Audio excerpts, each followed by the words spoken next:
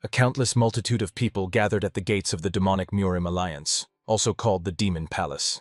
Of course, everyone was struck by the number of souls gathered, eager to get inside. However, such a gathering did not seem so surprising. After all, the palace accepted absolutely everyone, regardless of faction or sect affiliation. Any mortal possessing even a drop of potential could be taught forbidden demonic arts. Obviously, no sane person would want to miss such a rare opportunity to rise above the others. Amidst this rising crowd, many noticed a young man in snow-white robes standing out among the motley mass. Therefore, some immediately assumed, surely someone had passed into the other world.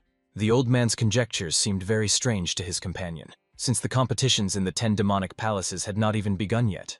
How could someone have died prematurely? However, the elderly man quickly realized. This boy was a young embalmer of corpses, preparing the dead for their final journey. At that moment, the young man himself was intently gazing at the majestic walls of the demonic clan, towering before him like a fortress. His eyes flashed with a scarlet light under the sun's rays when the youth remembered his dear grandfather and vowed to carry the begun task to the very end, no matter what. The boy's name was Bu Yun Sol, a name given to him by his beloved grandfather, after he found the infant abandoned in a field amid the snowy wasteland. Thanks to the old man's guidance, the boy mastered the art of embalming dead bodies. However, their life was by no means easy. Because of the cursed profession, people often hated them both, avoiding them as if they were lepers. But the boy was neither worried nor saddened by this. He learned rapidly, absorbing knowledge, and could already, by corpses alone, unerringly determine what the deceased had done in life.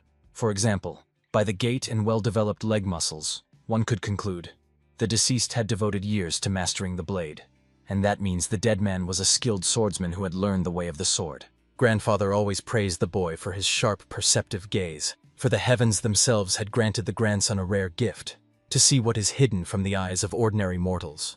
No matter what harsh trials befell Bu Yun Sol, grandfather always remained by his side, protecting and guiding him. This continued until that fateful day came, turning the boy's whole life upside down. Late at night, the old man suddenly awoke in their crumbling hut from the sharp creak of flung-open windows.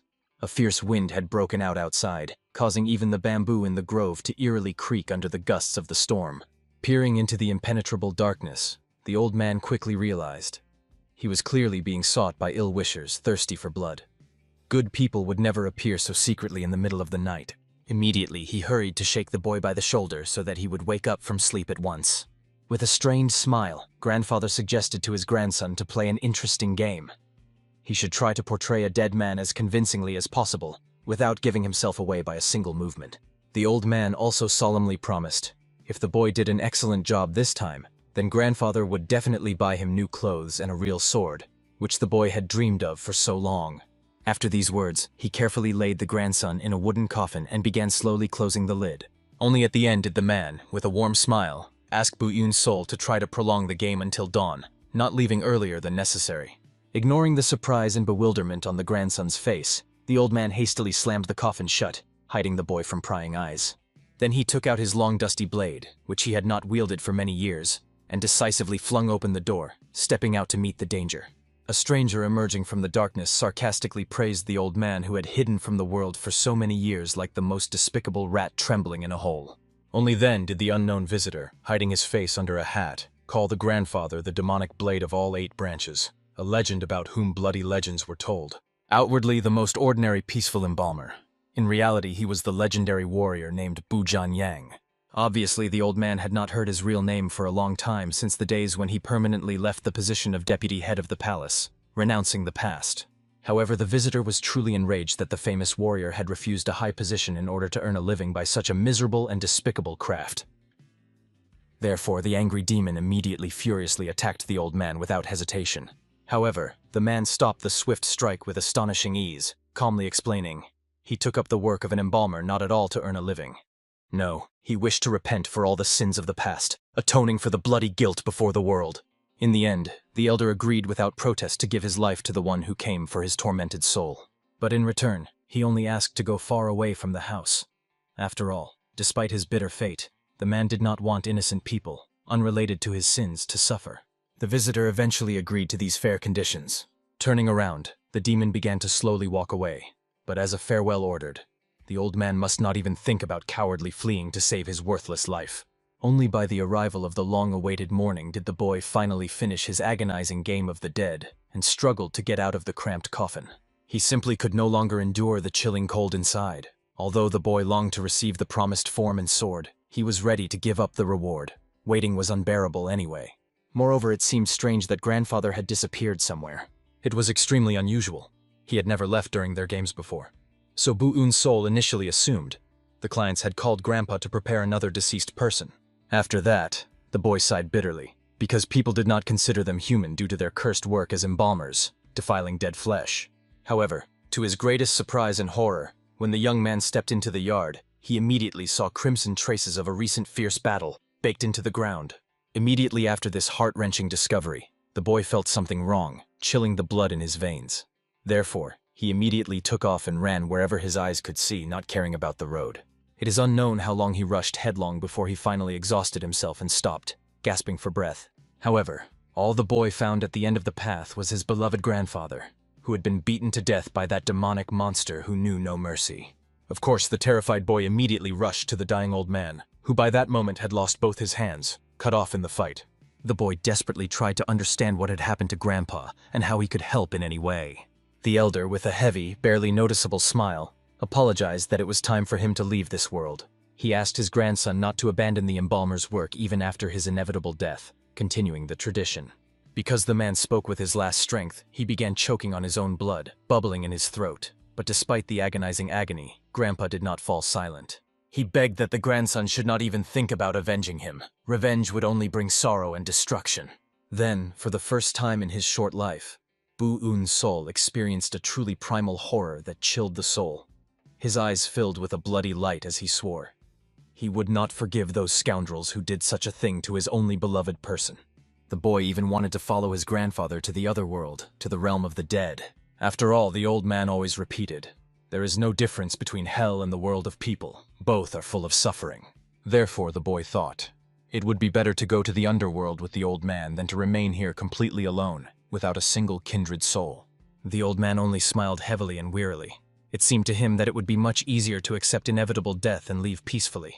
But saying goodbye to Bu-eun's soul turned out to be a painfully difficult and heavy trial. Still, the dying man had one last request to his beloved grandson. He wished for the boy to leave here as far as possible and never return. After that, the old man smiled one last time, confessing to the little one. He had been immensely happy all the time they stayed together, never parting. After these words, his body weakened and lifeless, and he immediately fell face down into the dirt, giving up his soul. In that nightmarish vision, the boy lost all his feelings, literally turning into a living dead man, devoid of emotions. He fully understood. The grandfather did not want revenge only because he desperately tried to protect Bu-eun's soul from death. The boy felt unbearably sorry, because this time he could not listen to his grandfather's last will and fulfill the request. Staring at the mutilated body of the man, the youth quickly realized his hands were cut off in a single moment, with one powerful swing. Moreover, the cutting movement was made from top to bottom at a certain angle. Such a rare technique was not often found among warriors. During the penultimate attack, the killer changed the blade handling technique to also deprive the old man of his eyes. Obviously, such a strange and sophisticated sword technique could only belong to the demonic path, the forbidden style. Moreover, a person capable of inflicting such horrifying wounds has surely studied the deadly technique of Yogi Tianju, known for its cruelty. The man's body was in no less terrible condition. 93 wounds gaped on him, inflicted exclusively by the use of concealed weapons. Even the forbidden technique of the sky full of falling flowers can leave no more than 60 wounds at a time. It seemed that someone else was responsible for these injuries. Most likely, a rare technique was used, capable of delivering at least 100 strikes in a single moment, merged into one. Also, the young man carefully examined the tongue of the deceased old man. And here was the color of the lower part of the nails, blackened and swollen. Everything unmistakably indicated that the man had been struck by a deadly poison causing the rotting of flesh and blood, corroding the body from within.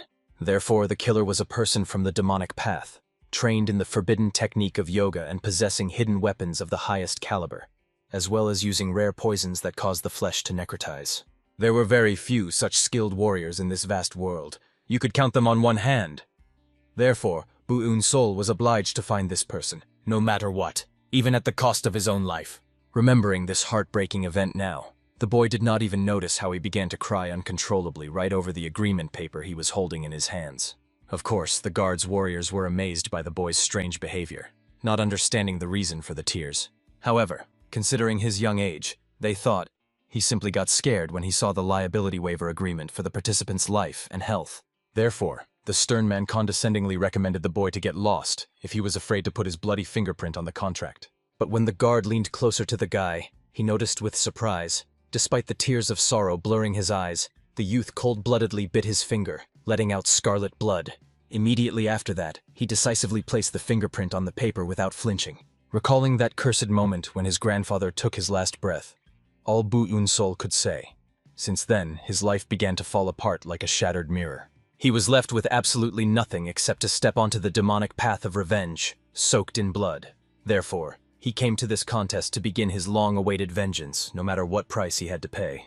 The battle between two powerful forces, orthodox and unorthodox sects, as is known, lasted for long bloody years without abating. The orthodox sects thirsted to restore justice and administer judgment, uniting under the banners of the Murim Alliance. Meanwhile, the unorthodox sects concentrated around the sinister demonic palace, worshipping exclusively brute strength and the power of the strongest. For many years, a fragile balance was maintained between these opposing forces, preventing one side from destroying the other. But the orthodox sects desired to achieve greater power and complete supremacy. This aspiration led to the creation of elite posts of 18 great martial arts masters, known as Masters for the Greater Good, Warriors of Light. With the emergence of a new threat from the Murim Alliance, the demonic palace also decided to enhance its forces, unwilling to fall behind. Thus were chosen the legendary demonic masters, capable of resisting enemies. That is why a tempting offer was made. To select 10 geniuses for the palace and train them in forbidden martial arts, regardless of their origin or previous occupation. Of course, this inspiring news caused countless young men from all corners of the world to gather in one place to achieve the greatest success and glory.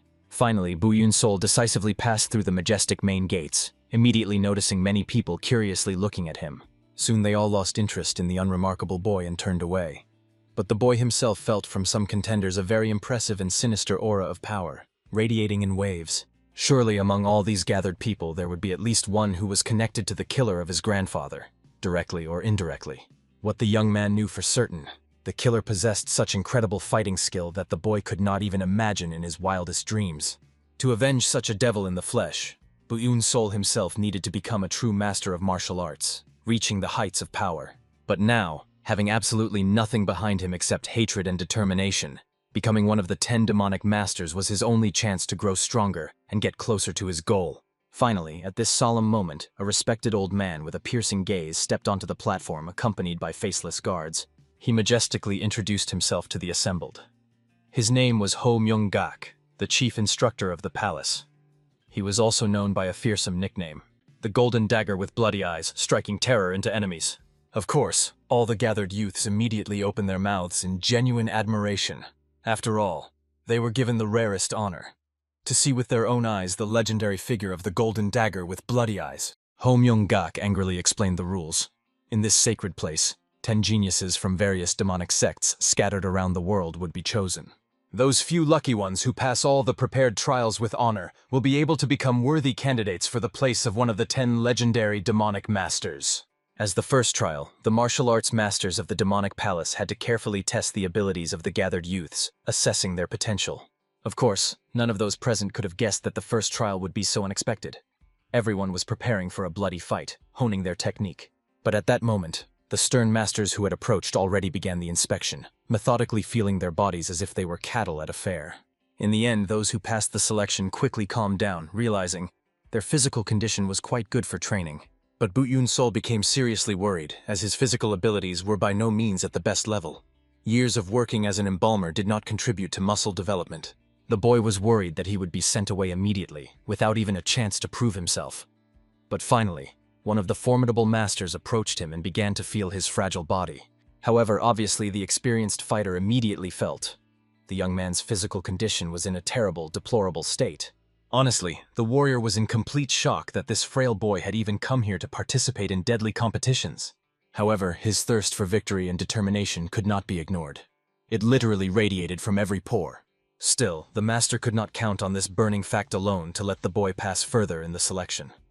Therefore, passing by with a stone face, he went to check other, more promising fighters.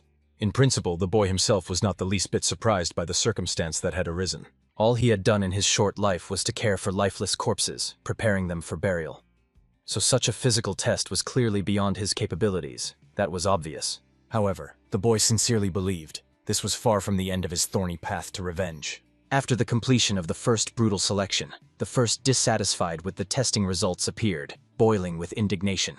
One young spearman angrily declared they were promised a fair competition, but in the end, they were given only a primitive test of physical abilities.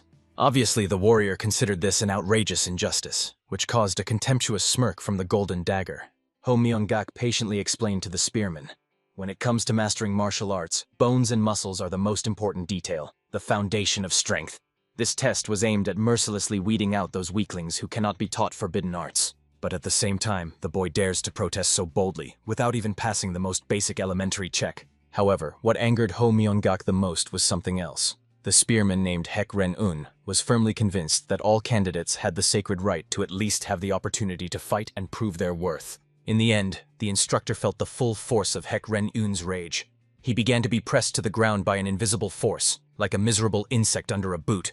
The legendary golden dagger towering over him ominously promised, in the second trial, those who can learn martial arts even without a worthy, strong body will be determined. The second trial, like the first, was to take place today without delay. From this moment, all students were granted the right to start fighting each other without mercy.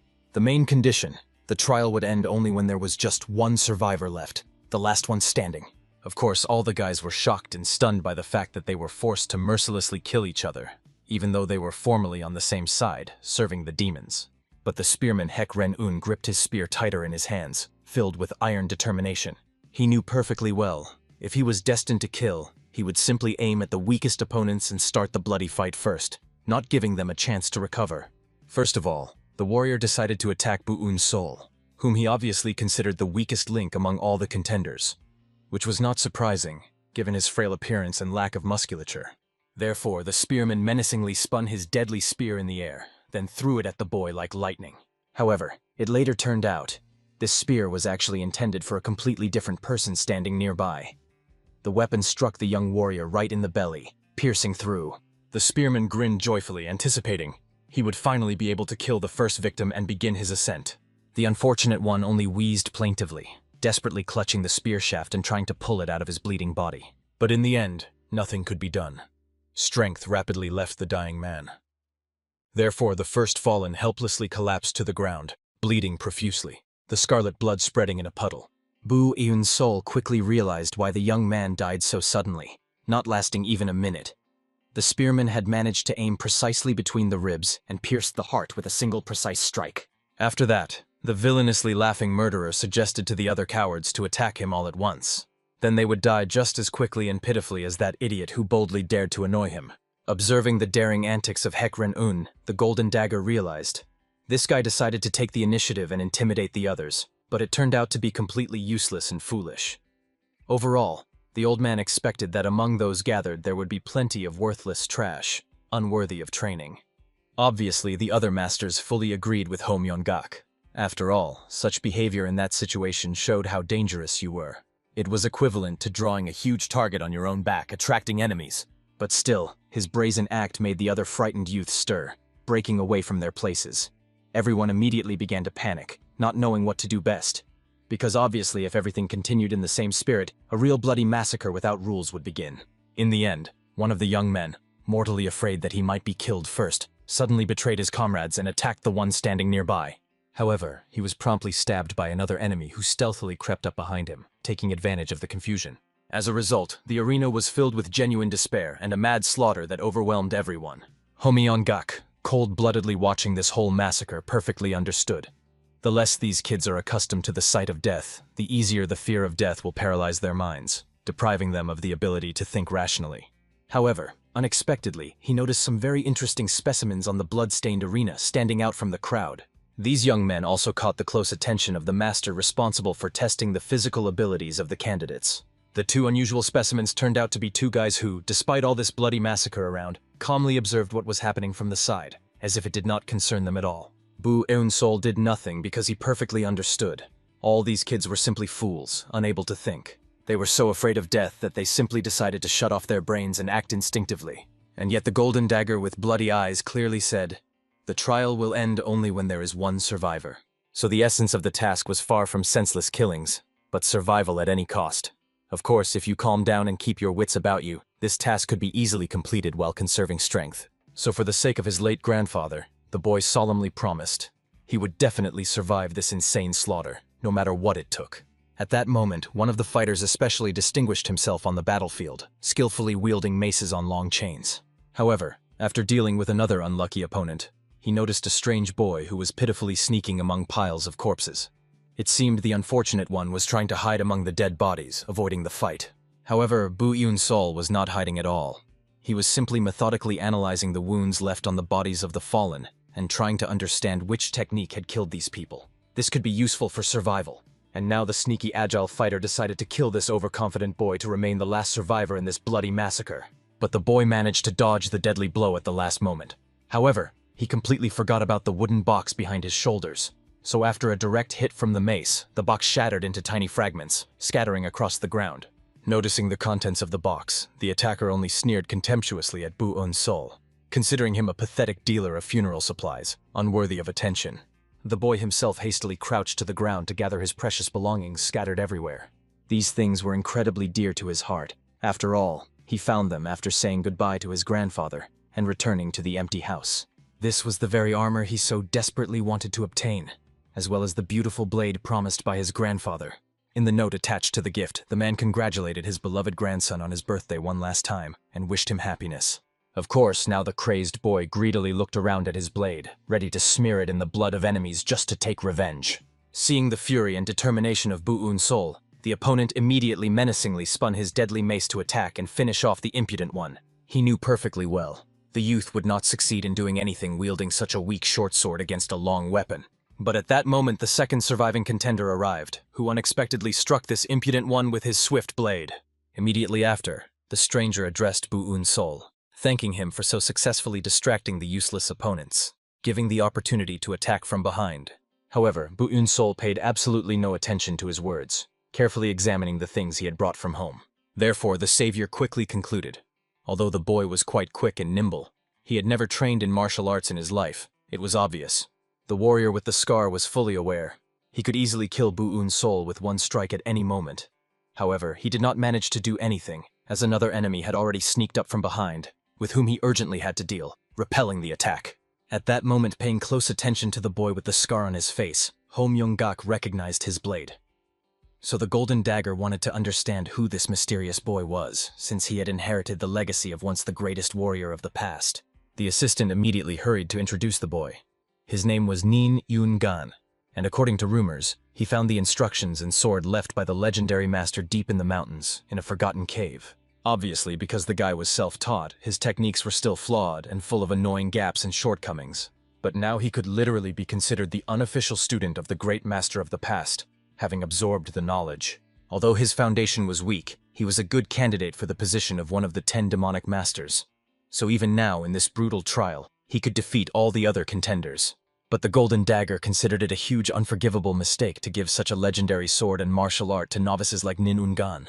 At least it was pleasing that among the testees, he was the strongest at the moment. However, the master rightly pointed out, there were still people in the arena who could hide great unexpected surprises without revealing their true strength. Bu Un-sol, while Nin Un-gan was distracted by another fight, continued methodically examining the corpses of the fallen.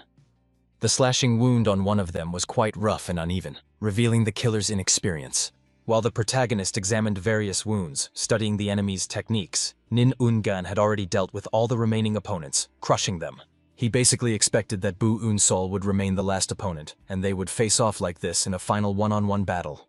Nin Un-gan was well aware, if he killed this strange boy, he would definitely become a candidate for the position of one of the 10 demonic masters, achieving his goal. Therefore, beckoning the protagonist with his finger, the warrior asked him to attack first and demonstrate his pathetic skills. The protagonist was well aware. This opponent was the strongest of all the guys who were on the blood-stained arena on this fateful day. However, during all the time the guy calmly watched the battles from the side, he had already discovered all his weaknesses and flaws in technique. In the end, Bu Un-sol with his short blade began to slowly approach the enemy, preparing for the fight. It was clear that Nin Un-gan froze in anticipation, eager to see what this mysterious boy was capable of. In the end, the warrior attacked using sword techniques he had learned from the records left by the legendary master in the cave. All that remained for the protagonist was to clumsily dodge deadly blows, so new and new wounds appeared on his battered body. To an inexperienced observer, it might have seemed that Bu-eun-sol was panicking and unable to control himself, foolishly exposing himself to blow after blow. However, the golden dagger noticed something interesting. At the end of each strike, the boy slightly shifted to the side, as if analyzing the opponent's technique. In the end, in this cunning way, the boy managed to avoid receiving fatal wounds by dodging at the last moment. So, apparently, the youth simply managed to memorize the entire attacking pattern of the opponent by examining the corpses of other people killed by Nin Ungan earlier. Honestly, such astonishing observation deeply impressed the golden dagger. Soon Nin Ungan ran out of breath, stopping his furious attack and breathing heavily. And at that moment, Bu-eun-sol managed to calmly catch his breath, recovering his breathing. But still, the protagonist considered his opponent a rather pathetic fighter. After a whole series of attacks, he had not managed to take anything except a couple of pieces of flesh. With these bold words, he clearly provoked the enemy into making a mistake, throwing him off balance. The master noticed. The boy excellently dodged enemy attacks, as if dancing between blades. But a successful counterattack is a completely different matter. Right now, the young man was in a terrible, deplorable condition. Bleeding. In such an exhausted state, it would be much harder for him to attack and strike himself. Now Ungan, coldly looking at the arrogant opponent, admitted. Before these insolent words, he still wanted to give the boy a chance to survive and surrender. But now he was completely convinced that one is literally begging him for a quick death. So he was not going to refuse the killing and attacked, giving it his all. Watching the enemy rapidly approaching, the boy perfectly understood he had only one single chance to attack and survive. Using the corpses left behind by Nin Ungan throughout the arena, he understood something important. His deadly attacks were always aimed at vital points of the body.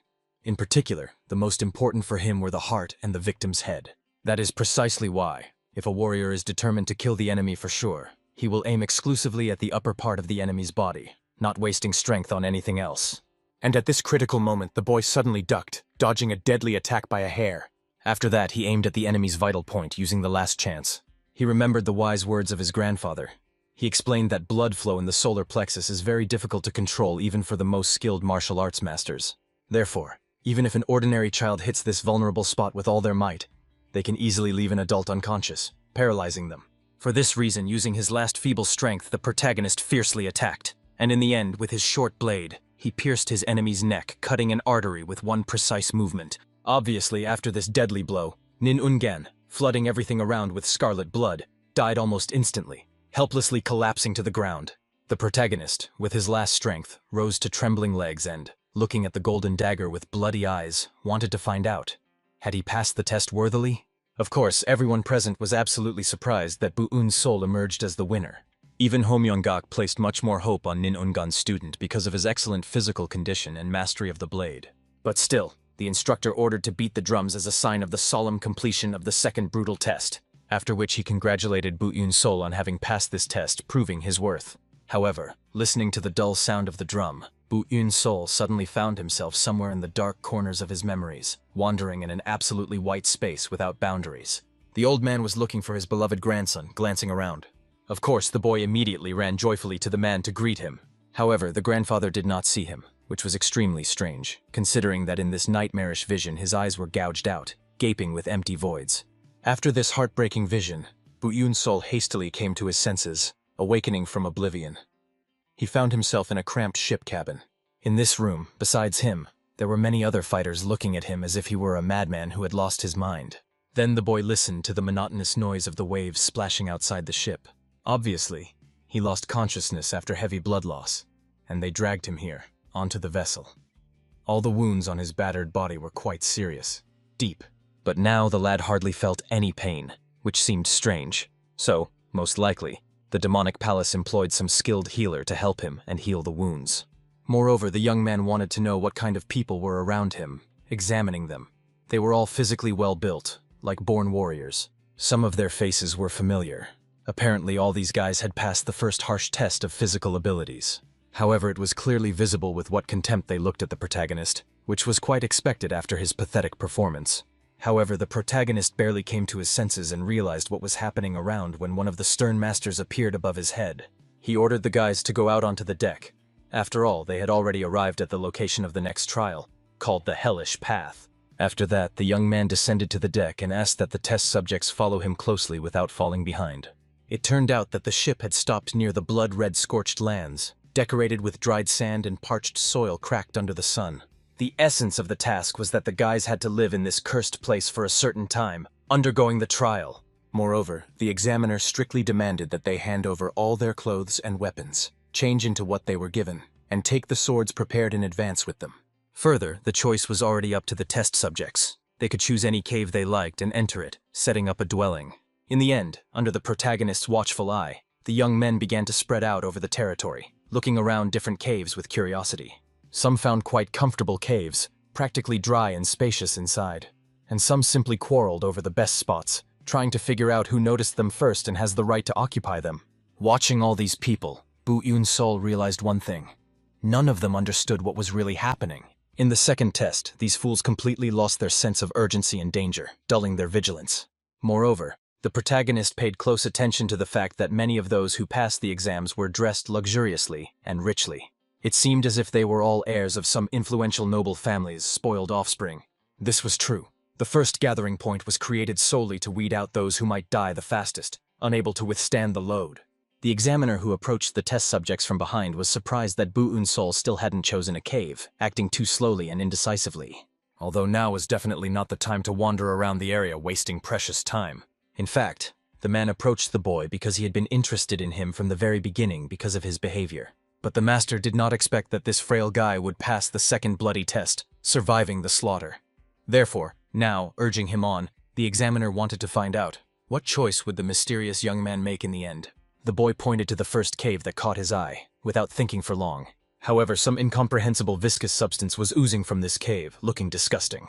Everyone immediately began to blame the boy, believing that he had chosen a truly godforsaken, disgusting place. Only one master understood the truth. This boy was a genuine genius in the flesh, able to see the hidden. At first glance, this cave appeared small, dirty, and unattractive, but that was only its narrow entrance, which scared off fools. Inside, however, there was so much free space that one could calmly practice martial arts without restriction of movement. And the narrow entrance also neutralized the possibility of an ambush. Enemies could not attack in a crowd.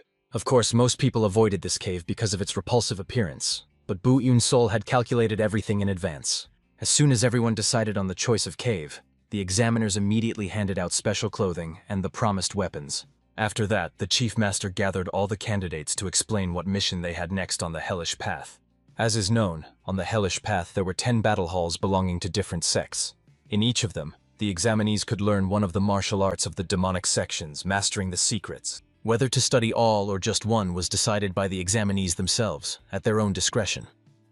They had no strict schedule. They could sleep or play, practice together or alone, do whatever they wanted. However, Bu Yun-sol found such lack of control and freedom of choice extremely strange. After all, the first 2 trials had been turned into a real bloody hell without mercy. Surely these people would not let them just train peacefully without incidents. The others suspected nothing and immediately began lively discussions about where it would be best to go first. Many decided to go to the Hall of the Sword of the Firestorm. After all, they had heard that this sect was the strongest of all the demonic sects. Of course, Bu Yun-sol immediately noticed. Most of the test subjects were going in one direction, like a flock of sheep. As is known, the head of the Hall of the Sword of the Firestorm was considered the strongest of the 10 demonic masters. A legend. Naturally, learning the best martial art would definitely be useful for the future. However, since the boy had not yet been trained in martial arts, there was no reason for him to engage in advanced techniques without the basics. Therefore, he decided to do something completely different and deliberately went in the opposite direction from all the other fools. Soon the young man found a small abandoned hut hidden from view. At first glance, Bu Yun-sol could not say for sure whether this miserable hut was a martial hall at all. It looked so neglected. This pavilion was related to the Nangya pavilion, a fallen sect barely recognized by the other arrogant masters, who despised it. However, it retained its place among the 10 only because it had produced many great warriors of the past who left a mark on history. He knew all this because his grandfather occasionally told his grandson stories and legends about martial arts while working. Therefore, the boy decided to stay here and begin studying martial arts precisely in this forgotten place. But suddenly, no sooner had he reached the pavilion than the ground beneath his feet shook threateningly. After this, the head of the master of the secret hall of the Nangya pavilion suddenly appeared before him, who quickly realized the young man had come here to become one of the 10 demonic masters. Of course, the young man was immensely surprised when the man's head suddenly emerged from the ground like a mole. After that, the protagonist hurriedly bowed respectfully, explaining. He had come here to learn the martial art of the pavilion, mastering the basics. However, the man carefully looked the young man up and down with an appraising gaze, then contemptuously sent him back on his way.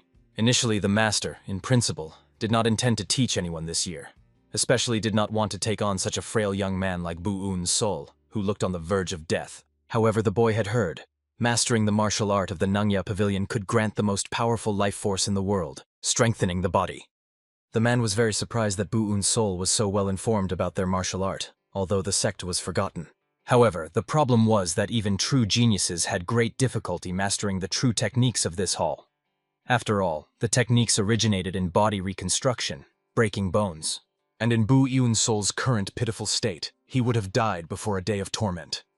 Therefore, disappearing back into the ground, the man suggested the boy get lost from here, not wasting time in vain. However, when he looked back at the boy one last time, he saw Bu-eun's Sol was already standing in a deep bow on his knees, not moving. After that, the young man explained to his teacher.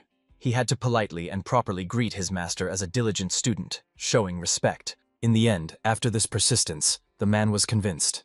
Bu-eun's Sol was crazy and stubborn enough not to listen to his moralizing and warnings. But still, he agreed to help, moved by the determination. What? However, he warned. He was helping him only because it was an order from the demonic palace, not out of kindness. Finally, the man fully emerged from underground and introduced himself. His name was Mr. Sa, and he was the master of the secret hall of the Nangya Pavilion, keeper of ancient knowledge. Bu-eun's Sol hurried to introduce himself to this stern man in return. However, the latter, without even hearing his name to the end, immediately sharply stopped the young man. The whole matter was that having joined the demonic cult, the young man simply became disciple number 1, and nothing more. After that, the old man suggested not wasting time on useless chatter, but instead to get closer to the matter without delay. Immediately after these words, the master attacked the youth with his energy just below the eyes. Because of this, the protagonist felt a powerful impulse passing through his entire body in waves. His gaze immediately dimmed, and impenetrable darkness appeared before his eyes. He saw absolutely nothing around, as if blinded. However, he heard the master's voice as if from nowhere, echoing. He asked the young man not to worry in vain, for he had temporarily sealed his vision using one of the secret techniques of the pavilion.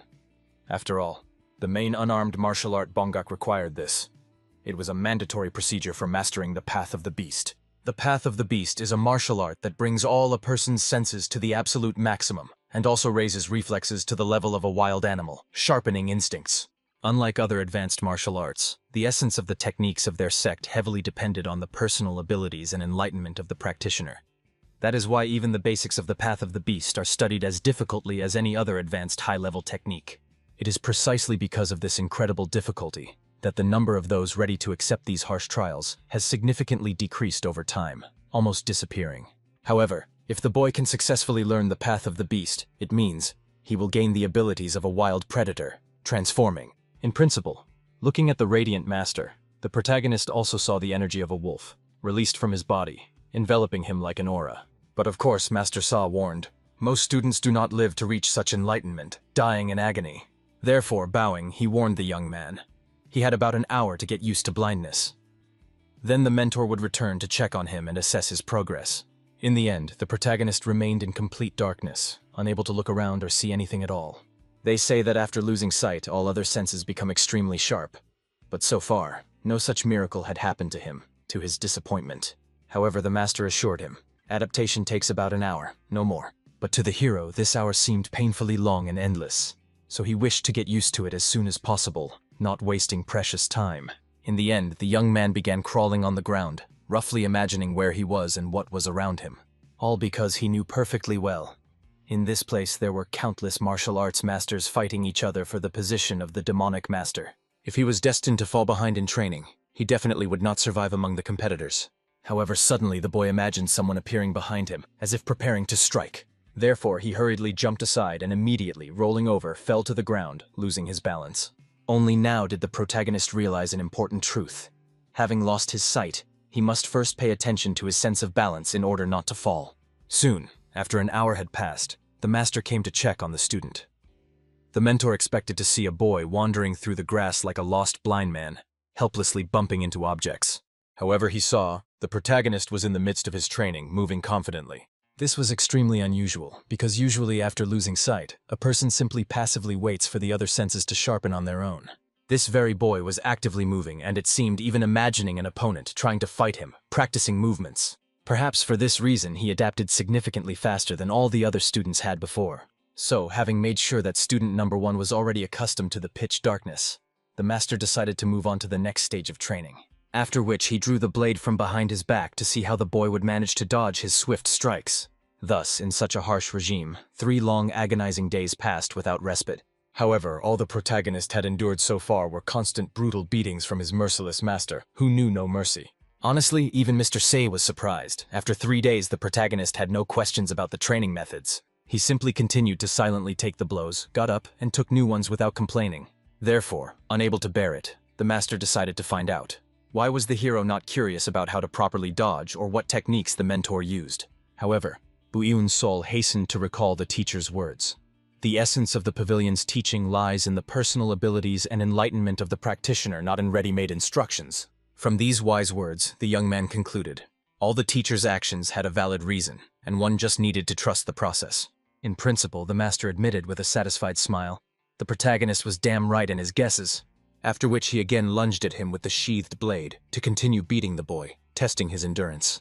However, at this critical moment, the youth felt for the first time, as if he saw the sword's trajectory with his inner vision, like a bright line.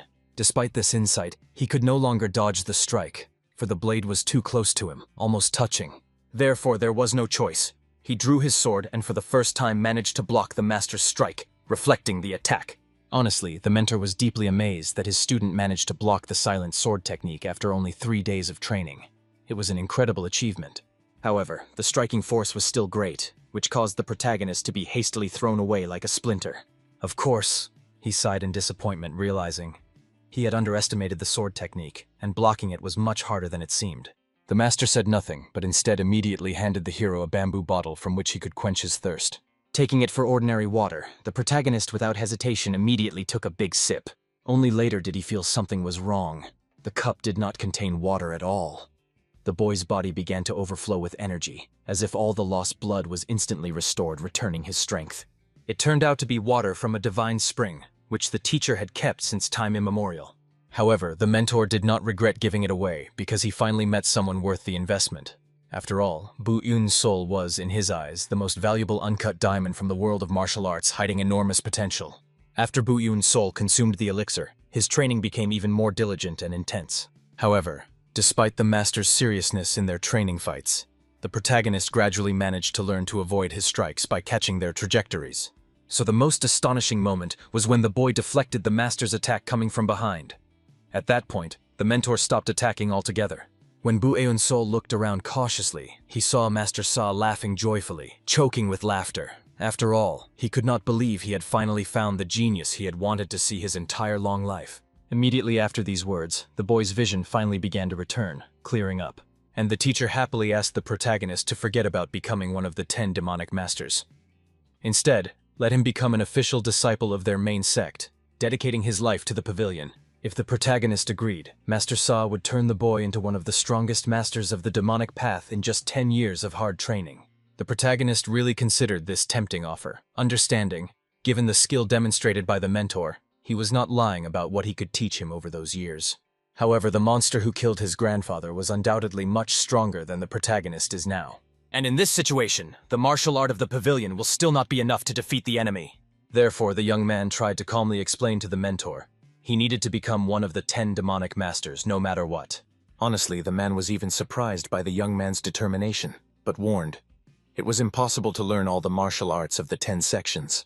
Even the supreme grandmaster like the heavenly demon could not accomplish this, despite all his power. After all, each martial art requires a special body and energy flow, specific training. No matter how talented a person is, at most he can learn 2 or 3 styles by focusing his attention. Learning one martial art is the shortest path to becoming the best on the demonic path, proven by centuries. But despite this warning, the protagonist, apologizing, made it clear to the man he would not be able to become his permanent student, no matter how much he wanted to. Honestly, the master was slightly upset, although he tried not to show it, hiding his emotions. After that, he calmly explained to the boy. In that case, he could now choose another martial art for further training. Of course, the boy explained fearfully. He had only just begun learning the basic techniques of the pavilion. How could he leave already? However, the master explained, the true art of the main sect is not passed down through texts or oral tales recorded in words. After that, he hastily attacked, waiting until the protagonist blocked his attack, thus proving he had already fully learned the beast's path, grasping its essence. Only now, looking at the man with gratitude, the protagonist realized all his attacks while the young man was blind were actually forms of the beast path technique, transmitted through strikes. The young man immediately bowed respectfully, thanking the master for his wise teaching and patience. However, the master reminded him, he taught the youth only by order of the demonic palace, nothing more. The protagonist solemnly promised he would never forget the noble gesture of the master when he handed him the priceless spiritual medicine, saving him from death. However, even about this, the master asked him to forget. Still, the world of martial arts is arranged so that whether it is nobility or offense, the easiest way is to repay with blood and revenge. Of course, he did not argue with the wise Lord Bu-un Sol. Instead, bowing to his mentor and thanking him sincerely for everything, he said goodbye and walked away. The mentor himself watched him leave for a long time, wondering, where did such a precious gem appear in their lands? From just one look at this young man and his incredible talent, one could say, great changes awaited the demonic palace in the future. At the same time, the protagonist noticed a strangeness. Due to mastering the beast path, he felt so much around him that he was exhausted, even doing nothing. At this rate, he would not even be able to rest and recover properly. So the young man needed to learn to control the beast path, suppressing it. He wanted to suppress his heightened senses as much as possible during ordinary times, so as not to constantly focus on them. The young man tried to imagine something resembling a crane that blocks the flow of water by shutting it off. In the end, he managed to temporarily get rid of the annoying feelings. They remained somewhere far in the background, no longer disturbing his peaceful life. Therefore, taking the map in his hands, the protagonist decided to understand what would be his next step on this path. Obviously, the demonic palace would never allow them to train forever, sooner or later arranging a trial. That means he might not have much time left before changes, so there was no choice. The boy had to make a decision about which pavilion to go to next in order to make the most of his time. Then the boy hastily recalled the story about the great master of incomparable martial arts who challenged the heavenly demon 700 years ago. He was the legendary Sword Emperor. The protagonist went to the strongest of the 10 demonic sects that he had founded in his time. This luxurious redwood training hall bore the majestic name Hua Wu. Indeed, when the protagonist approached it, it was immediately obvious at first glance. This place resembled a royal palace compared to the miserable hall of the Nangya Pavilion. When the young man knocked, the door was quickly opened by a young man to understand why the visitor had come to them at such a late hour. However, as soon as the mentor glanced at the uniform the young disciple was wearing, everything became perfectly clear. The boy had come here not without reason. Bowing respectfully, the hero humbly explained the true purpose of his visit. He longed to master the martial art under the guidance of the master. The mentor, without delaying for a moment, led the young student through the open gates. Walking through the corridors of the training pavilion, the master hurriedly began to explain. The art of their school was considered the strongest among all 10 martial schools, and therefore required incredibly long months of persistent mastery. Those worthy students who arrived in the halls before the hero had already successfully completed training in the beginner's hall, and moved on to the intermediate level of skill. Therefore, the mentor asked with sincere bewilderment, why did the young man come here only half a month after the start of training? The protagonist respectfully hastened to explain. First of all, he went to study martial arts in the Nyangya Pavilion in order to master the legendary beast path. Naturally, the master was deeply shocked by what he heard. Although the mentor knew that this boy possessed an extraordinary gift, he did not expect that anyone could master the beast path in just a mere 2 weeks. So he assumed. The teacher from the pavilion simply sent the young man away so as not to waste precious time on his training. Such an outcome seemed much more plausible and expected. Soon the mentor and the student reached the training ground. The young man politely introduced himself as Jingak. He was responsible for the beginner's hall. Bu-un Sol could address him with the title of instructor. However, before starting the lessons, the mentor decided to clarify with the hero. Was he really sure about his desire to study their sword techniques? After all, it would be much easier and faster for the young man if he went to some other, less demanding training hall. Although the boy was sincerely grateful to the instructor for such care and concern, he firmly explained he wished to master precisely the techniques of the renowned sword sect, and no others. In that case, Jingak had no reason left to restrain the student's enthusiasm. Therefore, the instructor decisively stepped onto the wooden floorboard, causing a deafening explosion throughout the training area. Immediately after that, an ancient scroll smoothly descended from the upper floor. It contained the basic forms and practical principles of the legendary 13 Huawu forms, which Bu Unsol was to study in order to begin full training. However, to great regret, no matter how much the young man stared at these intricate scrolls, he could not understand what was required of him and how to begin the training. Of course, Jingak could not believe something so incredible. Could it be that the boy does not know how to read combat diagrams?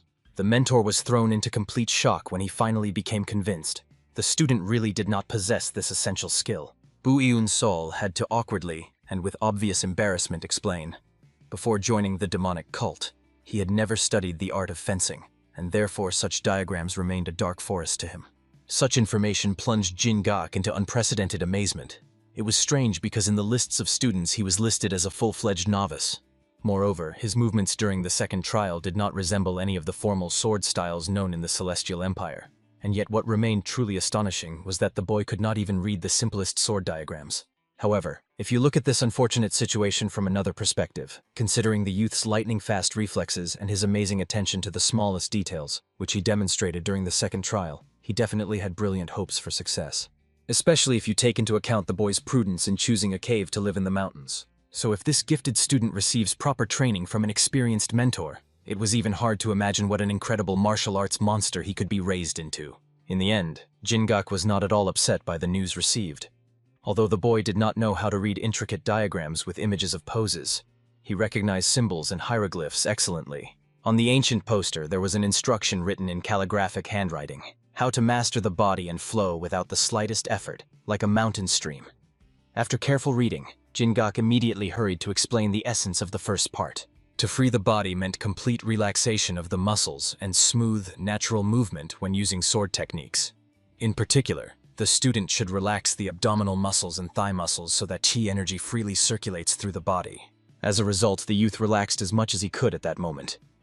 Looking at this rather pitiful sight, Jingak suddenly realized what an incredible dissonance is caused by the need to teach someone such elementary basics. The mentor asked the boy to straighten up and patiently explained that when he tenses his body, he must block the flow of chi at certain points, while calming and relaxing the mind, discarding all extraneous thoughts and worries. After that, Jingak demonstrated to him the correct fighting stance, which belonged to the next, more complex part of the diagram. However, the boy took the correct position almost instantly and caught every movement literally on the fly, like a born genius of martial arts. As a result, the position of his body after the first repetition became simply flawless, requiring no additional adjustments. After that, they continued their training with doubled zeal. Very soon, the young man was already dancing with his blade like an experienced master, who had devoted many years of his life to fencing. Watching this mesmerizing spectacle, Jingak realized with amazement. The boy was literally a born fencer, whom the gods of martial arts had gifted with an exceptional talent. Now that they had successfully completed the basic training, the instructor asked the boy to imagine an opponent in front of him and perform all 13 forms of Huawu from beginning to end. This was a mandatory condition for the successful completion of the beginner's hall and the transition to the next level of mastery. Jingak had to feel the true purpose and intention in the technique of the young student. Of course, he was anxious before this decisive trial. However, the hero firmly decided to prove himself as befits a true warrior, since the test caught him faster than he had originally expected. In the end, the protagonist focusedly imagined before himself a certain imaginary enemy whom he absolutely had to defeat in an honest duel. As soon as this faceless opponent materialized before his mental vision, the boy immediately gripped the hilt of his trusty sword tightly. He swiftly used the 13th form. The winds returned to its original source, cutting the enemy in half with a single merciless strike. After that, the young warrior methodically attacked the enemy from the very first to the last 13th form, demonstrating all the mastery of his art. However, to be honest, watching this astonishing act, Jingak could not believe his own eyes. Bu Unsol demonstrated the usual 13 forms of Huawu in a completely different way than all previous students. As is known to anyone who has mastered this art, the third position, the melting cloud, should be soft and flowing, like a heavenly cloud floating high above. However, the version the young man demonstrated was unimaginably sharp and aggressive, like a lightning strike on a stormy night. So Jingak immediately guessed. The boy deliberately changed the original form to his unique style. but usually no one below the honorable level of Grandmaster would dare to commit such sacrilege against the classical technique. Moreover, this adapted form carried a colossal will to kill, and was aimed at a specific person whom the boy passionately sought to avenge for the death of his close one. It was truly an incredible, breathtaking spectacle. The Hua Wu technique, known since ancient times for its righteousness and nobility even among demonic cults, in such an exquisite form turned into something truly demonic and merciless. At that very moment, the young swordsman panicked, noticing with horror the trajectory of his blade began to treacherously change due to the incorrect position of the fingertips on the hilt. He realized, most likely the cause was the harmful influence of the beast's path, which he had mastered in the Ananke Pavilion. Still, the higher he rose through the forms of Hua Wu, the more distinctly the sinister imprint of this beast technique appeared in his movements. But no matter how much the hero wished, in this way he would never fully master the original form. And even if by some miracle he could complete all 13 forms, they would no longer be the sacred forms of Hua Wu, but a completely new, hitherto unseen fighting style. Therefore, the protagonist tried with all his remaining strength to flawlessly perform the original form and worthily continue this decisive trial. But at this fateful moment, some impenetrable veil of mental darkness suddenly attacked the hero. His faceless imaginary enemy instantly turned into that very vile murderer of his beloved grandfather. So in the end, not realizing that these were merely cunning games of the mind and illusions, Bu Un's soul completely lost his mind from an all-consuming thirst for revenge. He applied 13 forms at his discretion with particular cruelty and fury. The instructor, observing this bloody act from the side, clearly understood. He had never encountered such a fast and fierce fighter in his long life. However, the boy's imaginary enemy also did not give him a single minute of respite, relentlessly attacking. So until the imaginary enemy finally killed him, Bu Un's soul was obliged to use all the remaining sword forms without exception. However, at this tragic moment, the protagonist repeated the terrible fate of his late grandfather. He noticed with horror the bloody stains spreading over his trembling hands. In the end, both hands of the fencer were mercilessly cut off by the imaginary opponent. When the young man finally came to his senses, breaking free from the nightmare visions, he realized.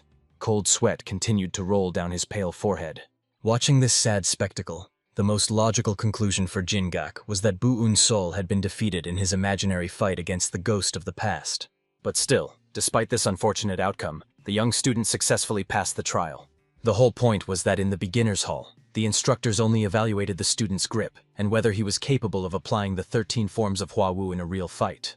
And all the instructor could say with a clear conscience was that Bu Un's soul demonstrated all these requirements perfectly, exceeding all expectations. Handing the young man the blade that had slipped from his weakened fingers, Jingak sincerely praised him for the flawless execution of all 13 forms and solemnly suggested moving to the intermediate hall for further improvement. The hero, with genuine admiration and gratitude, looked at instructor Jingak, fully understanding how incredibly difficult it was for him to teach someone with absolutely zero knowledge of the sword. And yet the mentor took on this thankless task, patiently going through each stage of comprehension with the student. Therefore, bowing deeply as a sign of profound respect, the hero sincerely thanked the master for everything he had done for him. But Jingak only asked that the boy continue to train as diligently as he had all these days. However, the instructor still noted with concern. The young man's sword carried a clear, unhidden intent to kill, so Bu Un's soul absolutely needed to be cautious, so as not to let this all-consuming desire finally engulf him and turn him into darkness. After these parting words, they finally said goodbye as mentor and student. And Jingak once again confirmed. Bu Un's soul had truly mastered the legendary beast's path in just a mere 2 weeks. Moreover, due to his unique, truly monstrous learning speed, the young man managed to graduate from the beginner's hall earlier than expected. At first, Jingak seriously doubted whether the inexperienced boy could reach the intermediate hall within the allotted time. But now the mentor was firmly convinced. Even the strict instructor of the intermediate hall would surely notice Bu Un's soul's outstanding potential. However, when the boy himself appeared in the training room of the intermediate hall, the local instructor, unaware of who he was, rudely ordered him to get out and not disturb the classes. Obviously, the stern man simply assumed that Bu Un's soul had just finished the beginner's hall. And since the boy had taken more than 20 days for that, he was simply wasting precious time trying to complete the intermediate hall. However, respectfully bowing, Bu Un's soul tried to politely explain the reason for being late to training. He spent the first 2 weeks in the Nyangya Pavilion Hall. The man could not believe it. Could this boy have finished the Nyangya Hall and the beginner's hall so quickly? So at first, the instructor thought, surely the young man simply failed to master the beast's path, so he fled from there in shame, and is now trying to find consolation here.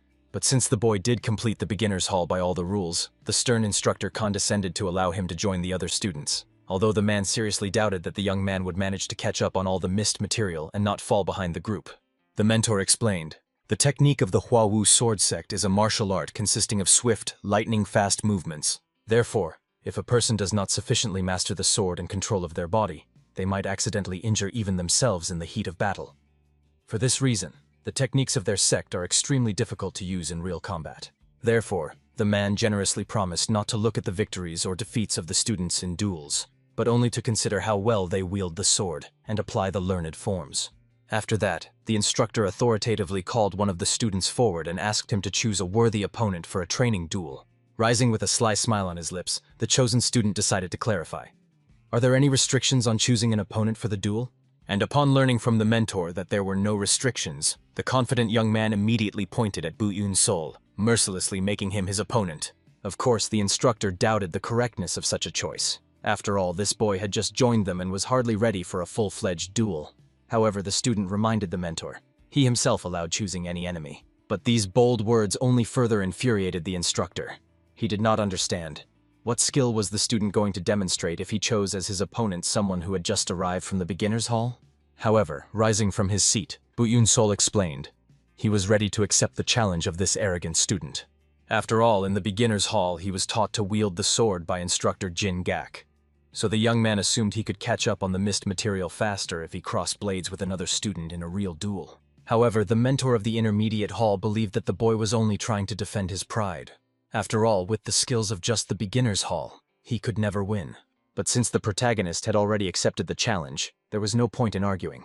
The instructor, pointing to the swords, reminded that the main virtue of a martial arts master is the ability to soberly assess one's own skills. So he hoped that Bu-Yun-Sol's abilities would justify his presence in this hall. At the same time, the arrogant student was glad to have the opportunity to demonstrate his strength by beating the hero. Because there were many talented kids in the pavilion, he did not particularly stand out among them. But Bu-Yun-Sol, in his opinion, was a pathetic weakling. So if he managed to properly defeat him in this fight, it would only strengthen the duelist's position among the other students. Before the duel began, the opponent honestly admitted to Bu-Yun-Sol that he admired the young fighter's bravery. But still, the boy was convinced that with only pride and fighting spirit, one could not survive in this world. After these words, at the instructor's signal, he immediately moved into battle with some inhuman rage. However, despite the swift strike, Bu-Yun-Sol easily managed to dodge, using the instinct of a beast. Immediately after that, the hero continued to fend off the opponent's attacks, although it caused some inconvenience. The attacker himself was happy. He saw how Bu-Yun-Sol was struggling, so he was convinced that one really was a novice.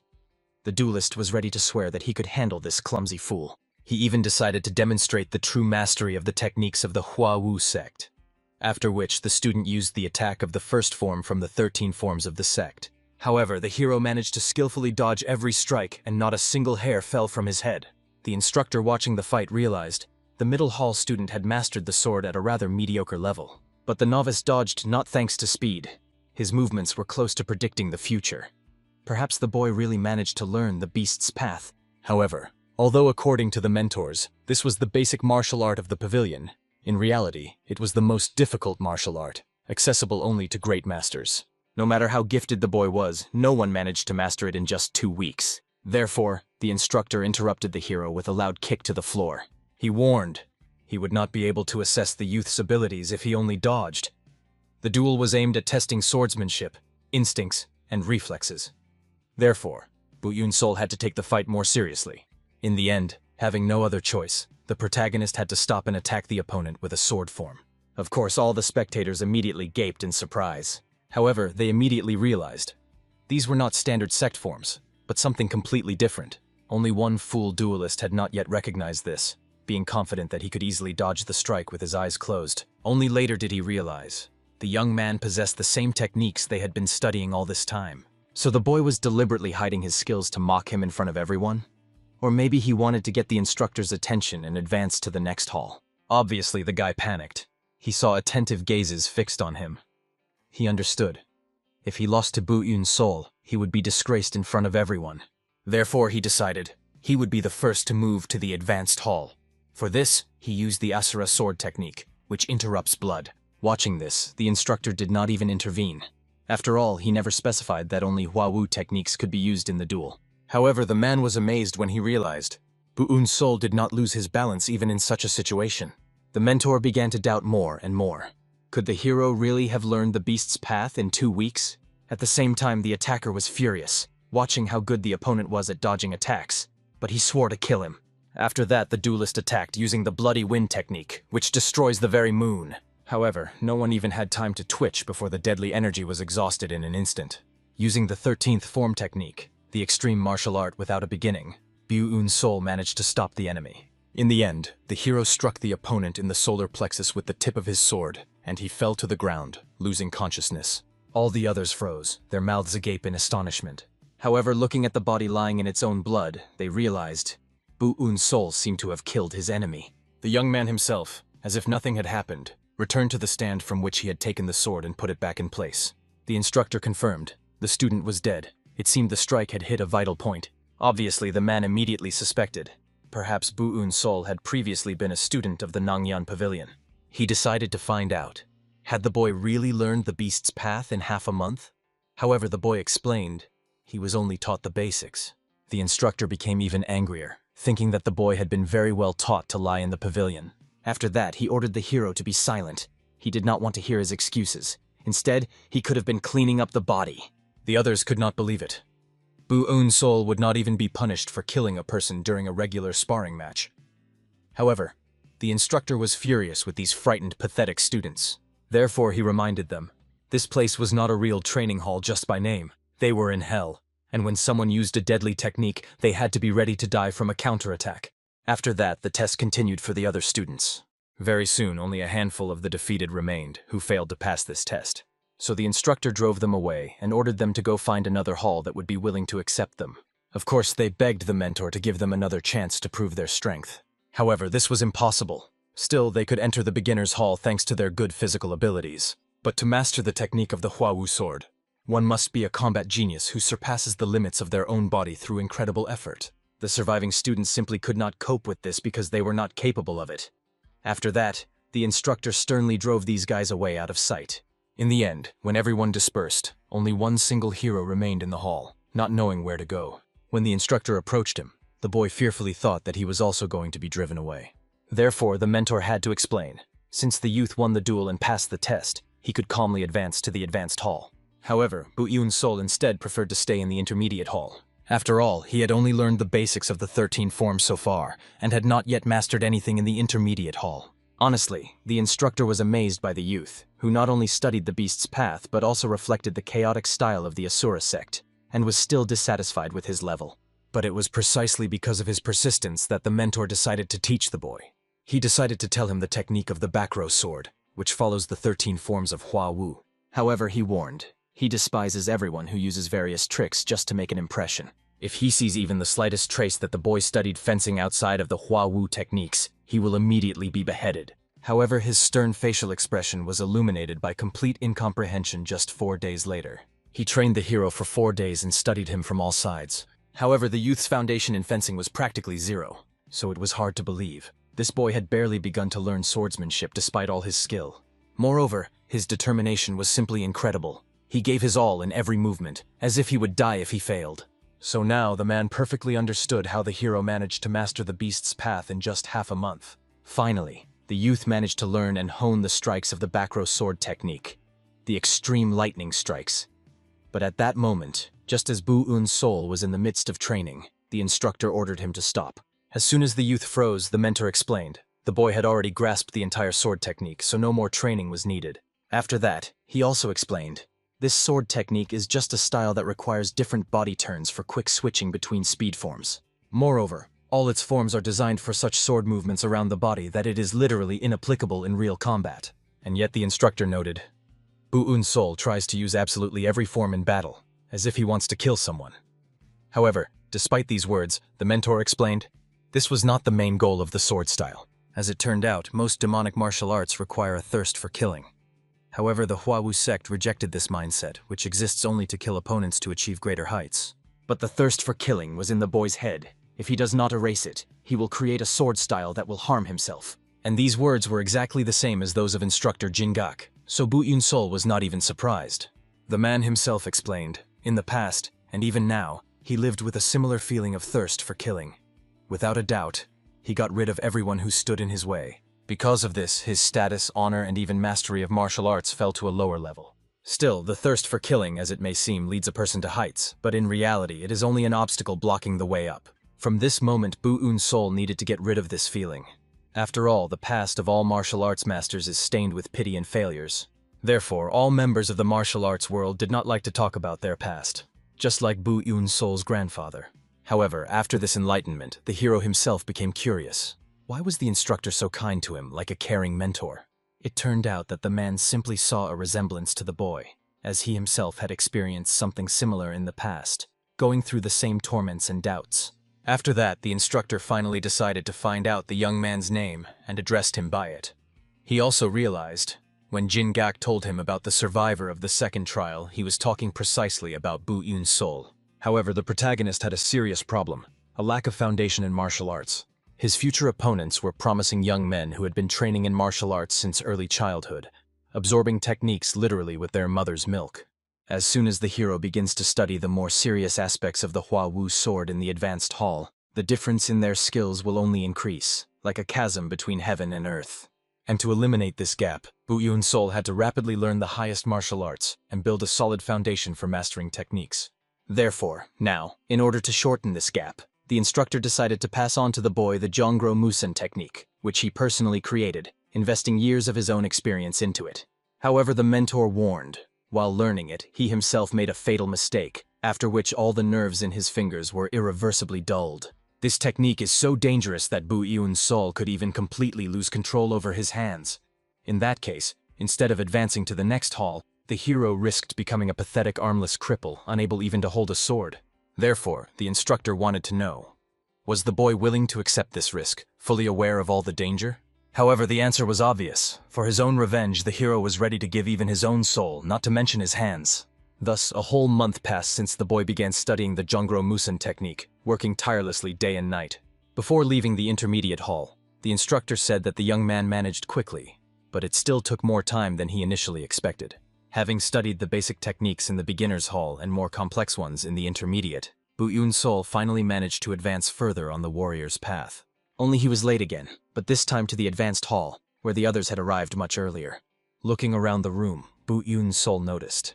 Everything felt very different here, as if even the air in this place was different, saturated with power and danger.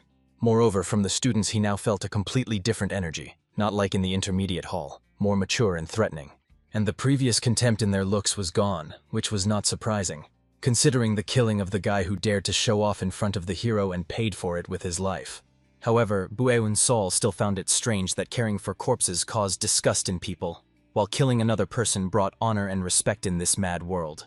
The instructor recognized the boy who came in as the very Bu Eun's soul, about whom he had heard a lot, and warned that the lesson had not yet started. Therefore, he suggested the hero sit down and join the other students. And since they had a new student, the old man decided to explain once again the Hua Wu sword song and the 7 sacred teachings to refresh their knowledge. All teachings.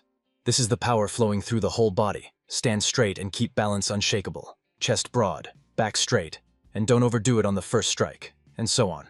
However, thanks to the fact that the young man studied a more complex technique in the intermediate hall, he was able to understand all these teachings in the advanced hall much faster than the others.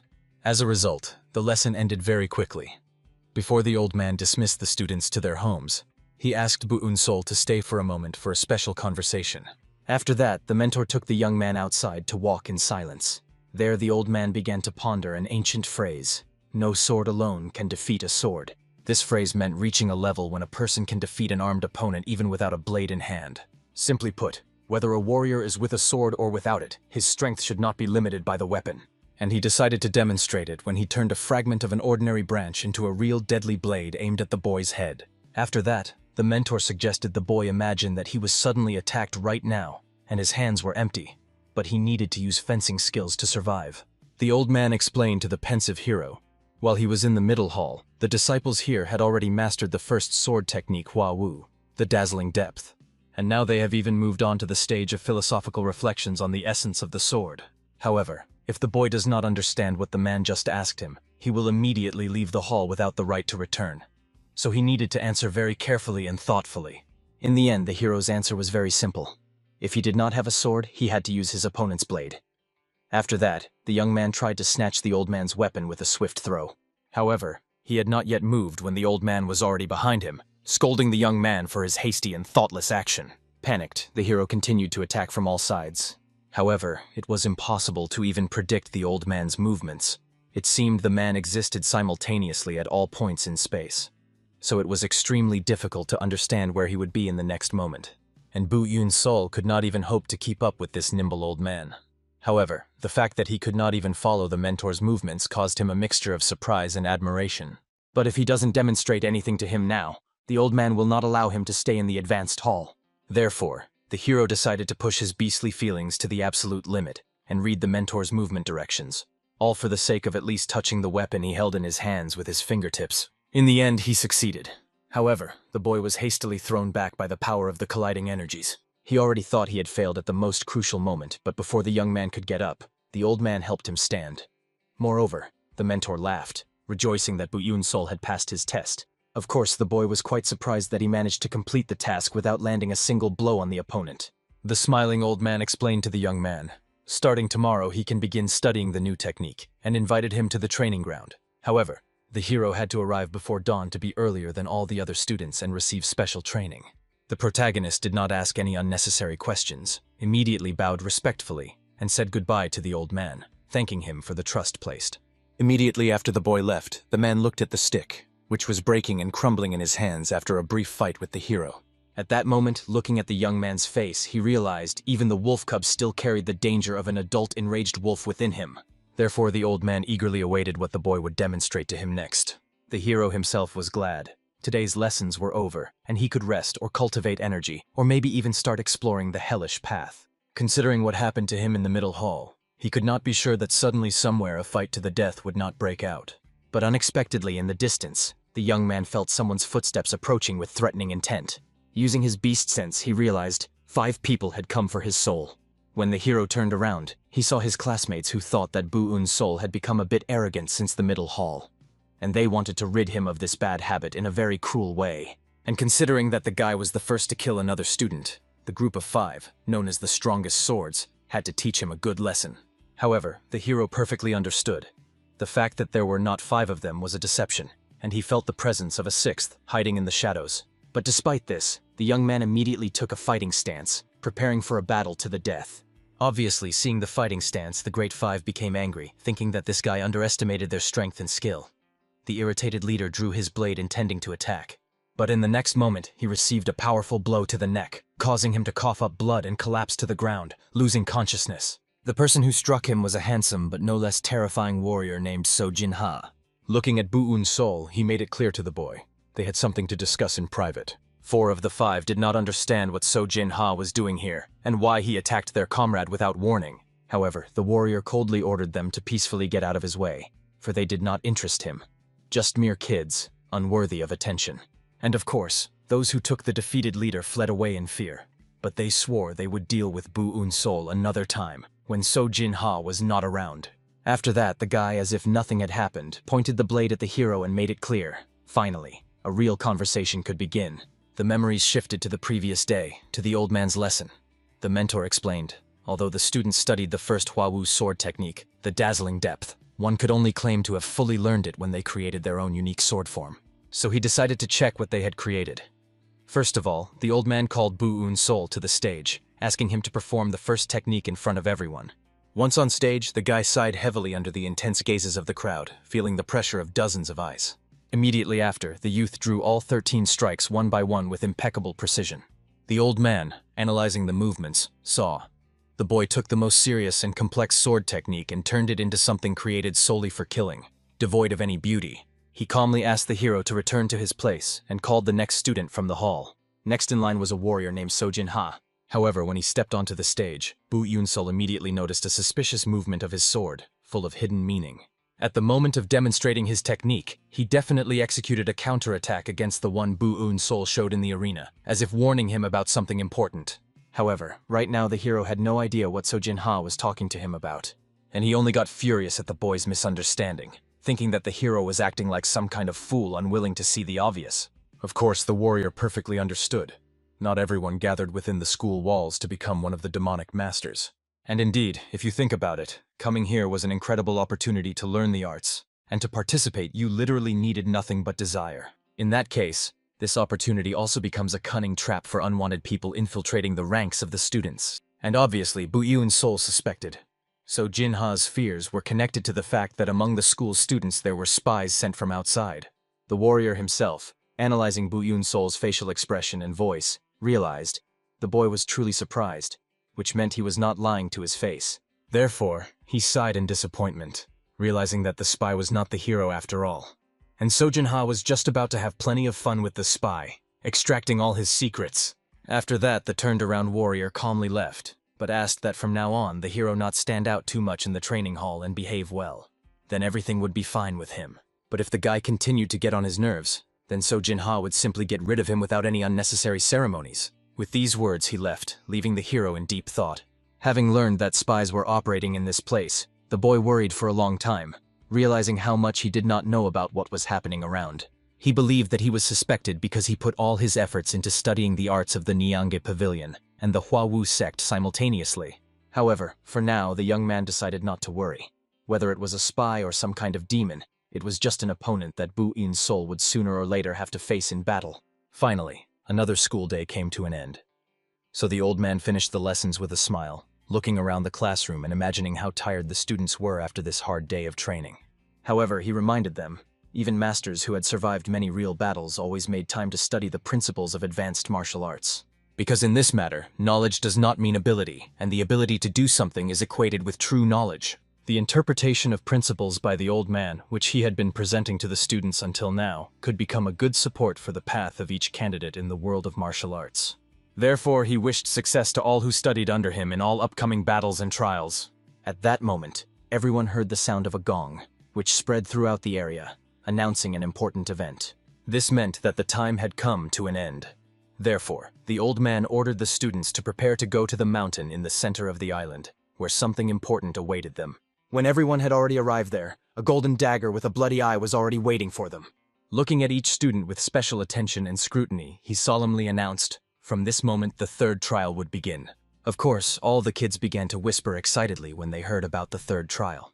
After all, they believed it should be the second trial, not the third. However, Bu Yun's soul clearly remembered that merciless fight to the death that he went through. And it was the second trial. But it seems the others did not know about it, and no one intended to explain anything to them. The master explained, soon all the caves will be sealed with magical seals until 10 candidates are chosen. Until that moment, no one will be able to return to these caves. Therefore, he suggested to the anxious students to prepare in advance and gather everything necessary for survival. And obviously, one person in the crowd was extremely interested to know by what principle these very candidates would be chosen. As soon as Jingak opened his mouth to explain something, Haek Ren-un immediately shamed all these disgraced ones. He reminded them they were on the demonic path, and obviously, their trial was to kill each other until only the strongest remained. The golden dagger wanted them to kill until only the last 10 survivors remained. The task was not too difficult, so it was quite manageable for any sufficiently strong warrior. Of course, the mentor suggested the frightened ones hide in the shadows and avoid open fights like cowardly rats. However, he understood perfectly well. This would not help them much. Over time, the zone where one could stay will relentlessly shrink, and those who remain in the forbidden zone will quickly die. For this, he presented them with ghosts, a top-secret elite squad of fighters, who will be responsible for the ruthless elimination of those who fail the exam. And honestly, their deadly aura was so great and sinister that the boy felt its pressure, even though they stood in the very depths of the crowd. Even so, Jinha understood. These were true masters with incredible skills honed over years. However, unexpectedly, one of the students decided to clarify with the golden dagger. Could they attack the ghosts in response? This daring question greatly pleased the old man. He made it clear. Those who want to be among the top 10 must be ready to fight absolutely any opponent, no matter how strong they are. Of course, they could engage in combat with the ghosts. They could even kill them if the students had enough strength and skill for it. The mentor also delighted the listeners by saying that if anyone managed to kill even one of the ghosts, they would immediately take a place among the 10 chosen candidates, bypassing all other trials. Obviously, this meant only one thing. Killing a single ghost was much harder than exterminating a whole bunch of weak students around. Haek Ren-un himself warned the kids. They could be loners or could group into gangs, setting ambushes and traps. They did not care, as long as they killed.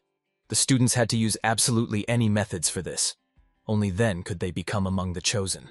Immediately after this, the trial began, and the examinees scattered in different directions like frightened animals, moving as fast as possible away from danger. The hero perfectly understood. Over the past time, he had attracted too much attention from other students, so it would be wiser for him to hide out of sight for a while. If he did not choose the right strategy, he could fall into a trap, just like when 5 students attacked him at once. At first, the protagonist decided to hide in a safe place, and he definitely knew one suitable spot. It was a remote Nangya pavilion where he trained together with Master Sa, away from prying eyes. However, running across the ground, the young man realized the soil beneath his feet felt completely different, as if alive.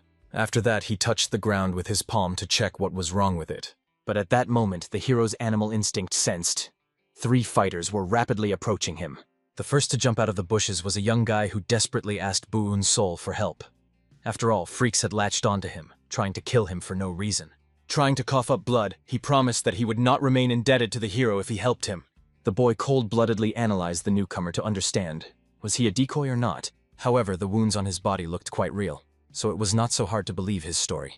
Moreover, there were only 3 pursuers behind him, clearly united into one group.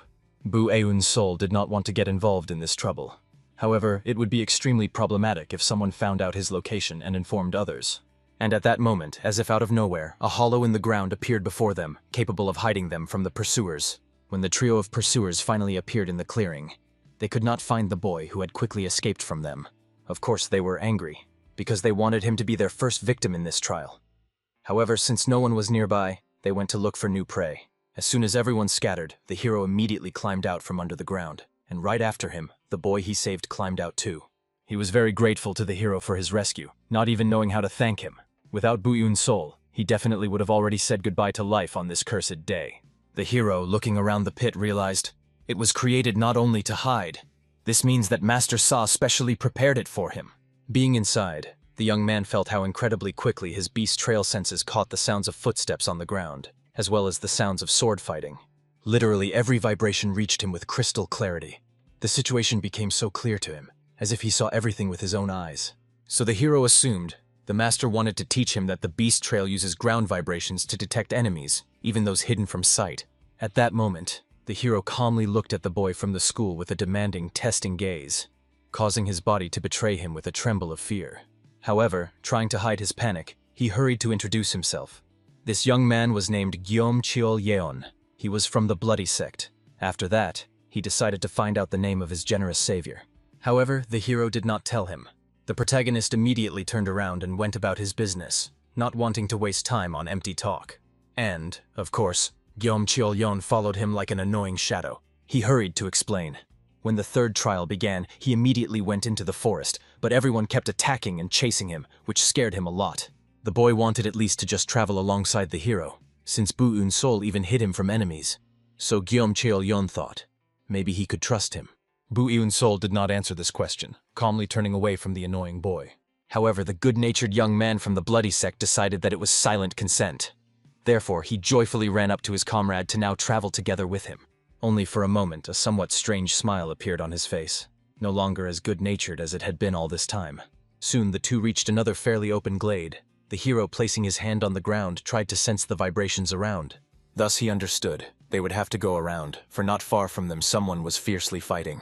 Gum Chol-yen himself very much wanted the hero to teach him to also feel vibrations, as this talent was incredibly useful in battle. Bu Eun-sol said nothing and began to leave, but suddenly he heard words in the distance. Someone swore to take revenge for their brothers no matter what, and this sharp feeling of vengeance was well known to the young man, as if the entire atmosphere around was soaked with it. Of course, Gum Chol-yen immediately noticed. The hero's face suddenly changed, despite nothing seemingly having happened. However, he coldly explained. He decided to slightly change the plan and still join the fight he heard ahead. In the end, they cautiously crept through the bushes to see the fighters without revealing their presence. No one knew that at that moment an ambush was already being set above his head. However, when the young assassin attacked the hero from above, he easily stopped the strike, using his blade to block. Of course, the killer was shocked by the opponent's reaction, for the hero blocked his deadly technique of the forbidden extreme invisible art. So, looking at the enemy's skill, he even involuntarily took Bu Yun's soul for a professional assassin like himself. However, the hero did not say a word. With just one attack from the 13 forms of Hua Wu, he cut the enemy's body in half like a sheet of paper. In fact, the young man knew perfectly well. This opponent was strong, as his presence concealment skill was incredibly good. If Bu Yun's soul had not mastered the beast trail skills, he would have had to struggle longer with this dangerous enemy. After that, the hero returned to tracking, and immediately began peeking out from behind the bushes. With the help of the beast trail, he felt the people there were still fiercely fighting. So he was extremely curious. If he helped the fighting guy, would he feel satisfaction from revenge? Realizing that their opponent was already too weakened by wounds, the attackers decided they only had to finish him off quickly.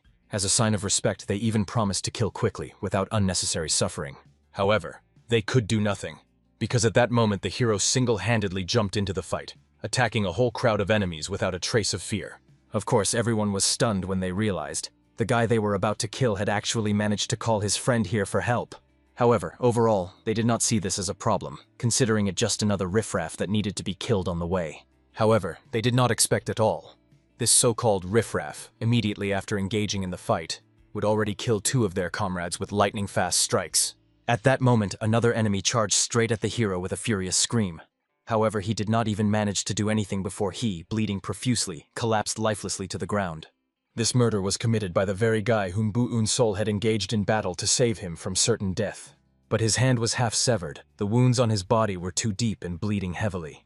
So the dying man gathered his last strength to deliver a final blow to his tormentor. After that, losing consciousness from blood loss, he died with a smile on his lips, rejoicing that he managed to complete his revenge, even at the cost of his life.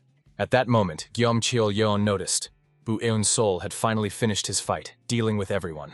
He began enthusiastically praising his friend's incredible skills, patiently waiting for him to release the sword from his hands and relax. And at that moment, using a weapon resembling a large needle, he decided to stab the boy so that he would no longer relax, despite his high level of martial arts. But in the end, the traitor could do nothing. For although the blade was not in the youth's hands, he swiftly picked it up from the ground and then executed a flawless block. Immediately after that, the enraged hero attacked Gyom Cheol-yeon, realizing, because of this treacherous bastard, he could not ask the deceased the last question about his revenge. Of course, in Gyom Cheol-yeon's eyes, the reason for the hero's rage seemed super silly and ridiculous. Moreover, the traitor wanted to know, when did Bu Yun's soul realize that he was planning to treacherously kill him? However, for the hero, everything remained obvious from the very beginning. Last time, when they were hiding underground together, he clearly understood that the boy had hidden a lot of weapons. It was hard not to notice this, given his constrained movements. The body betrayed that the young man was hiding something at waist level. The only reason Bu Yun's soul did not expose him immediately, even knowing the truth, was his interest in the methods used by this young trickster. Moreover, the experienced warrior thought that observing who tries to deceive him would be very useful for future battles. And of course, Jim Chol-yen went mad at such impudence. After all, he believed he had played his role flawlessly. In the end, the young man attacked, but none of his hidden blades managed to even scratch the enemy. And then Jim Chol-yen finally began to realize what he had felt about this guy all this time. The opponent seemed to predict every one of his moves. The young killer was very close to the truth. In the end, having come close in just one attack, the hero wounded the boy in the shoulder, causing scarlet blood to immediately flow down his body. Samjae Bu Yun's soul, seizing the moment, picked up the hidden weapon from the ground to examine the needles more closely. Although this weapon was skillfully made, it became completely useless if the person being targeted knew about the hidden arsenal. And of course, the enraged boy immediately rushed at the hero after these words, ready to destroy him even at the cost of his own life. However, in the end, it all ended with his own death. Without even making special efforts, the master parted with this enemy, inflicting many wounds with his blade. With a lightning-fast movement, he hid his sword in the sheath, and at that very moment, the lifeless body of the opponent collapsed to the ground. Only after that did the hero manage to see the hidden weapon in more detail, realizing that if he had not noticed it earlier, he could have had serious problems up to fatal wounds and defeat. Moreover, what is most sad in this situation, he saw in the eyes of Jim Chol-yen a fading spark of life. The young man was clearly someone who wanted to live, but still Jim Chol-yen was very different from the guy the hero saved. In the last moments of his life, he wanted to ask, what does a person feel when they complete their revenge? Besides, he wanted to know if after avenging his grandfather, he could also die peacefully with a smile on his face. In the end, Bu Yun's soul decided to take the sword of the fallen boy as a reminder of this moment, after which he left. He did not know that all this time he was being closely watched from the shadows. The pursuers themselves saw that the young man used the basic sword technique of the Hua sect, which is not highly valued in real combat, and could not even kill an assassin. So, despite the observers considering him quite impressive, there were plenty of recruits with talents like his. So if the hero does not raise his level, surviving in hell will be incredibly difficult for him. Thus the hero's trials continued, and the next day he was already running for his life from the pursuit. Many test subjects chased him to prevent Bu-eun's soul from escaping and killing him. They attacked with various weapons, and so far the hero managed to successfully avoid enemy strikes. However, the guy who wielded a metal whip still managed to hit him with a strike to the back. And since this trio still did not fall behind the hero, Bu-eun's soul realized that if he continued just running from them, he would soon simply run out of breath. So he urgently needed to come up with some plan. At that moment, at the highest point of the island, watching everything happening, stood the Golden Blade together with his assistant Jin-gak. He decided to find out what the situation was among the test subjects, and it turned out that out of 86 people, only 41 remained alive. By that time, only 3 days had passed, so the Golden Dagger was even somewhat surprised that more than half of the test subjects had died. That means only worthy specimens surely remained in the exam, and he wanted to see how their skills would unfold. After that, he demanded that his subordinate give him the map he had kept with him all this time. At that moment, the hero continued fighting, delivering a couple of blows to the opponents. And although he ultimately lost his sword, he managed to disorient the enemies and escape again. Based on the characteristics of the enemy's weapons, it was obviously completely disadvantageous for him to fight them in open space. So at first he decided to go to an area where the space was much narrower so that the enemies would be right in front of him. He did not suspect that at that moment the Golden Dagger decided to reduce the territory for the fighters, and his gaze fell on the Hua Battle Hall where he had ordered the ghosts to be released. The hero ran into this hall, and soon after him also followed his pursuers. Enemies, wandering through the corridors, kept trying to find where Bu-eun's soul had gone, and even mocked him. After all, he was like a rat hiding in the corners. One of the leaders warned that no matter how far the fugitive tried to run away, he would still die, so he suggested that he come out of hiding. He did not even know that the boy was already behind his back. After all, the warrior did not intend to hide in principle. However, unfortunately, the enemy managed to evade the surprise attack. Moreover, he mocked the hero, as such pathetic tricks could not corner him in any way. He threw his throwing secret weapon to the side of the hero, from each attack of which he easily dodged. And of course, the guy was furious that the hero read all his moves, but he couldn't stay angry for long, as the hero instantly slit his throat with his sword. Immediately after that, he rushed at the others who were using long metal whips to attack. They immediately began to attack, but unfortunately they were too slow, so another one of them lost his hand. Only then did the finally gathered group of survivors realize that this guy had deliberately lured them here. All because in the confined space, the formation of the squad White Horses lost its power. Their strength significantly decreased, and the direction and options of techniques became easily predictable. Moreover, individually none of the guys posed a serious threat, so he decided to deal with them one by one. Fortunately, the narrow corridor structure allowed him to do so. However, unfortunately, he was still hit by another attack. A whip that bounced off the wall and struck the young man in the stomach. Obviously, while he was lying on the ground, the others considered it the perfect chance to survive and rushed to run to the exit. However, they ran into a warrior who was guarding that exit. He warned the guys that they better not even try to escape, since it was a disgrace for the followers of the demonic path. He was the leader training these guys. So they hurried to explain that they wanted to leave because it would simply be inconvenient to fight in the martial arts hall. However, hearing these words, the leader personally killed them all, realizing that he should not have taken weaklings under his wing who had not even reached an advanced level. At that moment, a hero emerged from hiding, who immediately understood that this man was the leader of those guys. And he honestly admitted that he was very impressed by Bu-eun's soul's skills, and learned that the techniques he had used earlier were techniques of the Hua sect. Right after that, he introduced himself to the young man with a smile, after which he wanted to know the hero's name. But instead, Bu-eun's soul could not understand why the man killed his own disciples. He only laughed contemptuously at such a stupid question, realizing that he did not need to know the name of the one who was about to die. Immediately after that, he took out his lasso and attacked the young man, breaking the weapon the boy had wielded all this time with it. The leader explained with a smile that he had heard that at the advanced level of the Hua Hall, the kids were taught only one sword technique, and that was a defensive one. However, Bu-eun's soul wanted to know how the man knew this. Perhaps he had some network of informants that the hero was unaware of. And obviously the leader noticed how the young man became thoughtful right in the middle of their fight.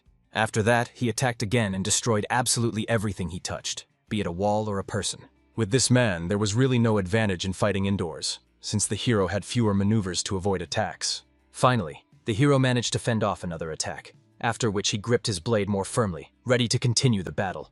However, the leader realized with disappointment that the boy's terrible sword technique would never withstand the power of the white horse with 9 tails style. Immediately after that, he got seriously enraged, so his whip began moving in all directions at once, confusing the enemy. He himself laughed madly, realizing that very soon the white horse's whip would take the life of this boy. The hero tried to analyze the enemy's attack and realized that the defensive style he had learned at the advanced level of the Hua Hall would not be able to block the attacks. After all, he did not have enough strength to break the horsewhip. However, he remembered something he was taught in the beginner, and especially in the intermediate hall.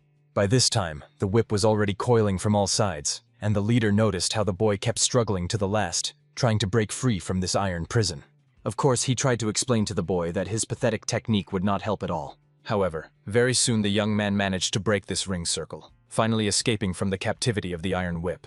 Immediately after that, he rushed at the opponent, using the intermediate hall technique, Extreme Lightning Strike. The man did not realize until the last moment that he had been mortally wounded by this enemy technique.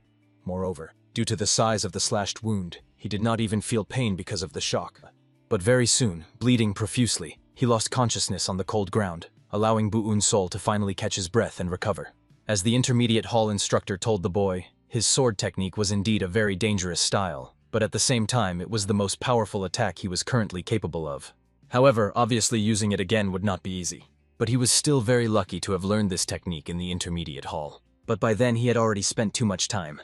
The limited zone would soon change, so he needed to leave. In the next moment, Bu-un-sol felt a wave of ominous energy rolling over him from behind. Thick, oppressive, like a shroud of death. It was a guardian ghost, appearing to close another forbidden zone and eliminate the disobedient students who dared to linger here. This meant one thing. Right during their fight, this place turned into forbidden territory. But he did not come here to run from battle and cling to life at any cost. So everything must be resolved. With this thought, the hero decisively stepped forward, towards the ghost. However, no reaction followed. The guardian remained motionless, like a statue.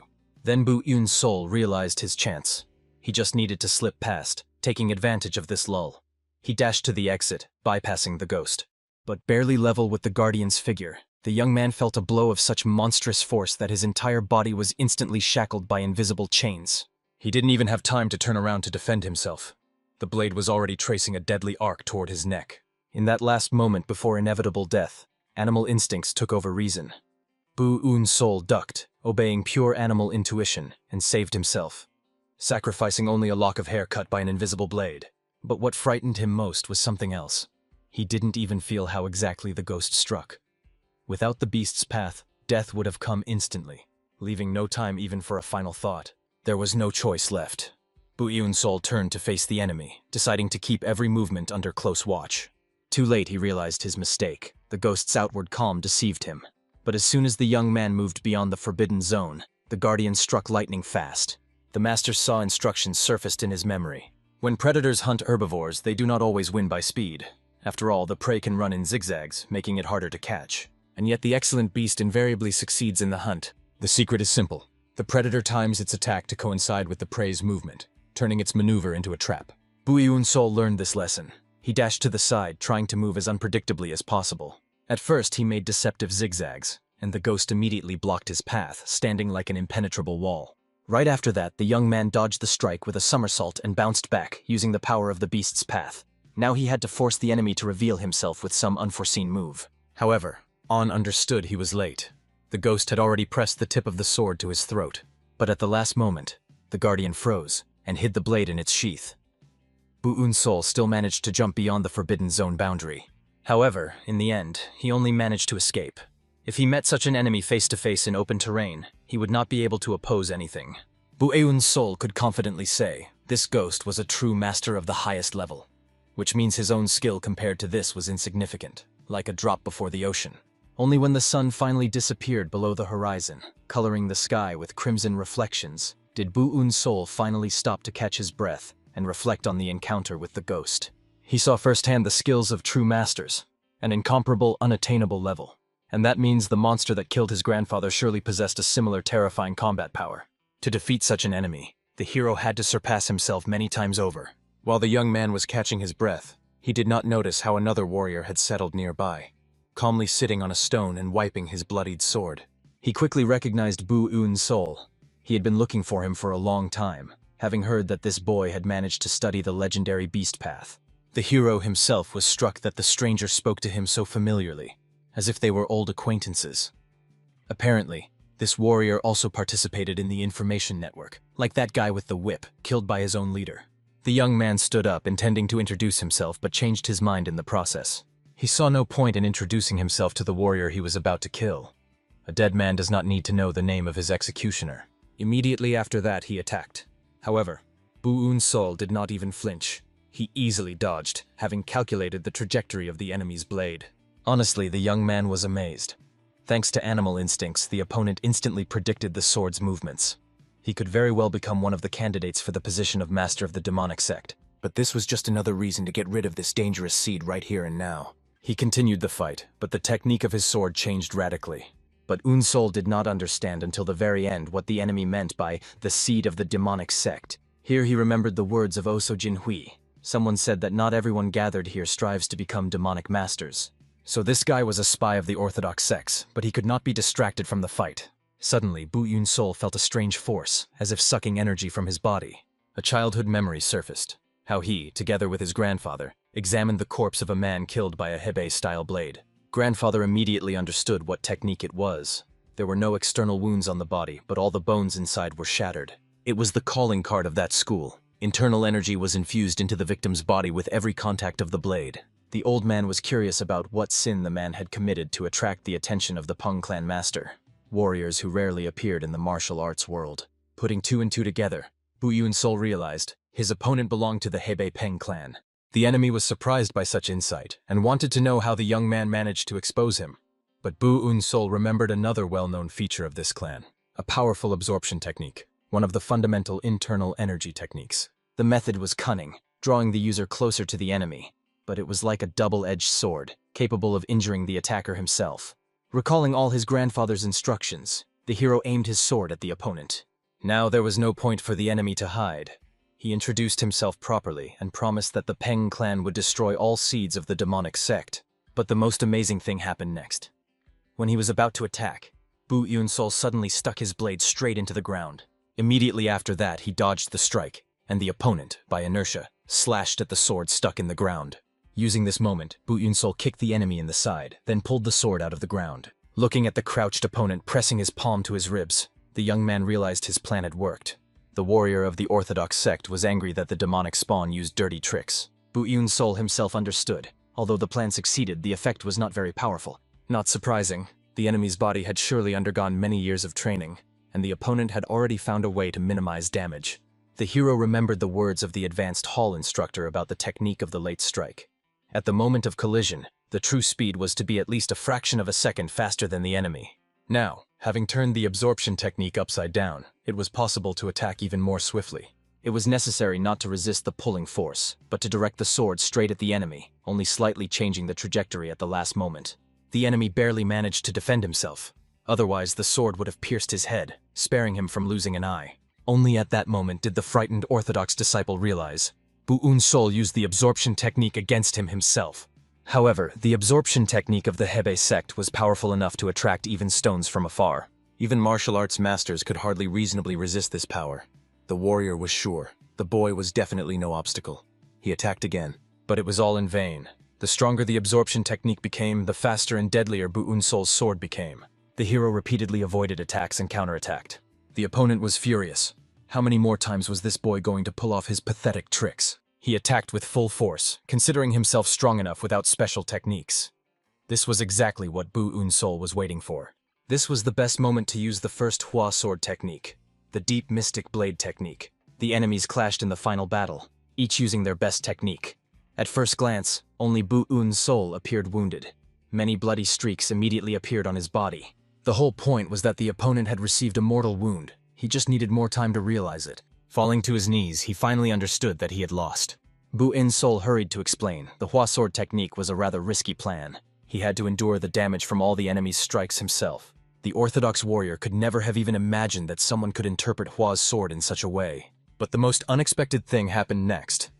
Bu Un-sol left him alive and simply walked away. considering that this guy had nothing to do with his revenge. The Orthodox master was stunned.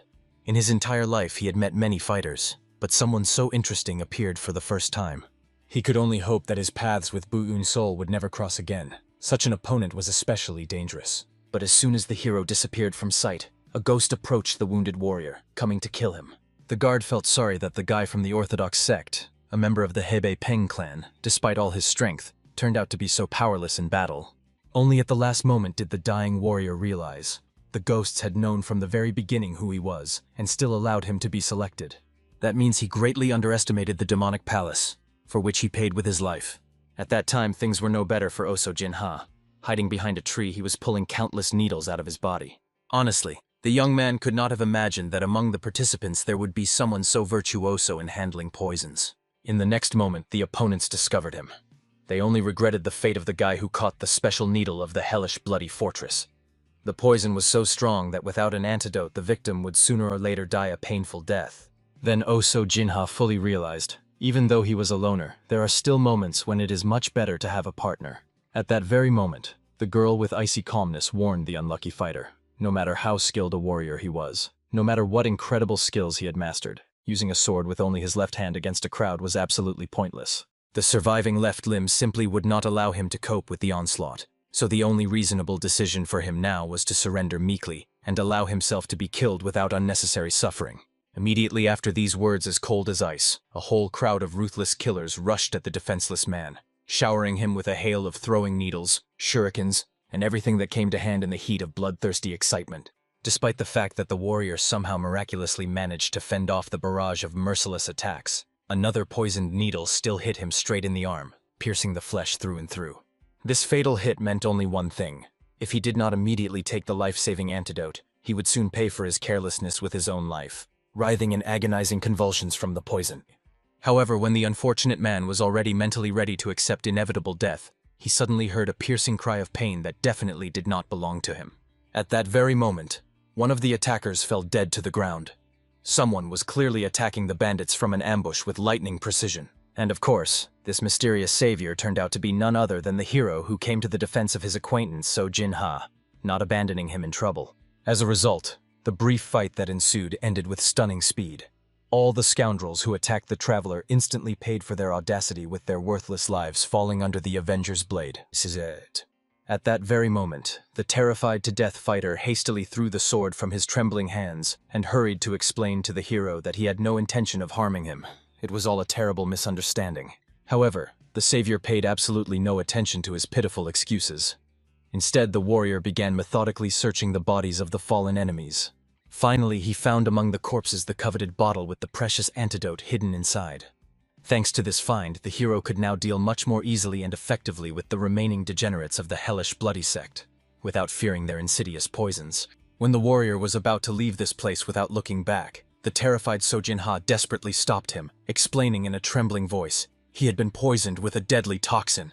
But Bu Eun-sol, with a stone-faced expression, hurriedly explained to the guy he had come here not to save anyone at all. His goal was to kill all the remaining participants, including So Jinha himself.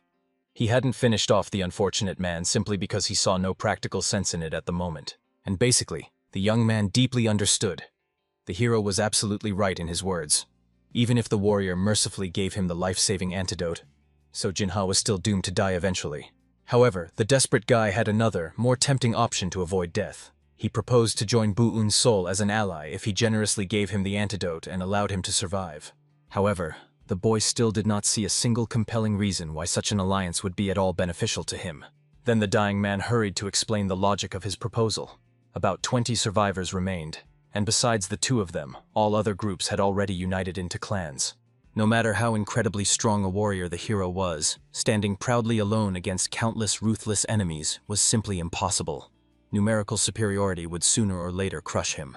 But if he agreed to work together with So Jinha, who knew all the skills and weaknesses of the opponents, he would definitely gain an advantage in the upcoming battles. The warrior solemnly swore that if the savior preserved his life, he would never betray him for anything in the world. And indeed, from everything Bu Eun-sol remembered about this guy from previous encounters, he gave the impression of a somewhat proud and independent fighter, but by no means a treacherous traitor ready to stab someone in the back.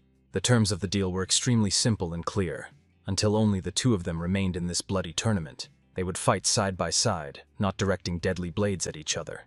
And in the end, after thinking over the benefits of this unusual alliance, the hero made a fateful decision and handed the boy the life-saving antidote. Of course, Sojin-ha immediately began pouring precious potion on his wounded hand to quickly remove the poison from his body before it was too late. However, the hero suddenly caught a painfully familiar ominous sound from afar.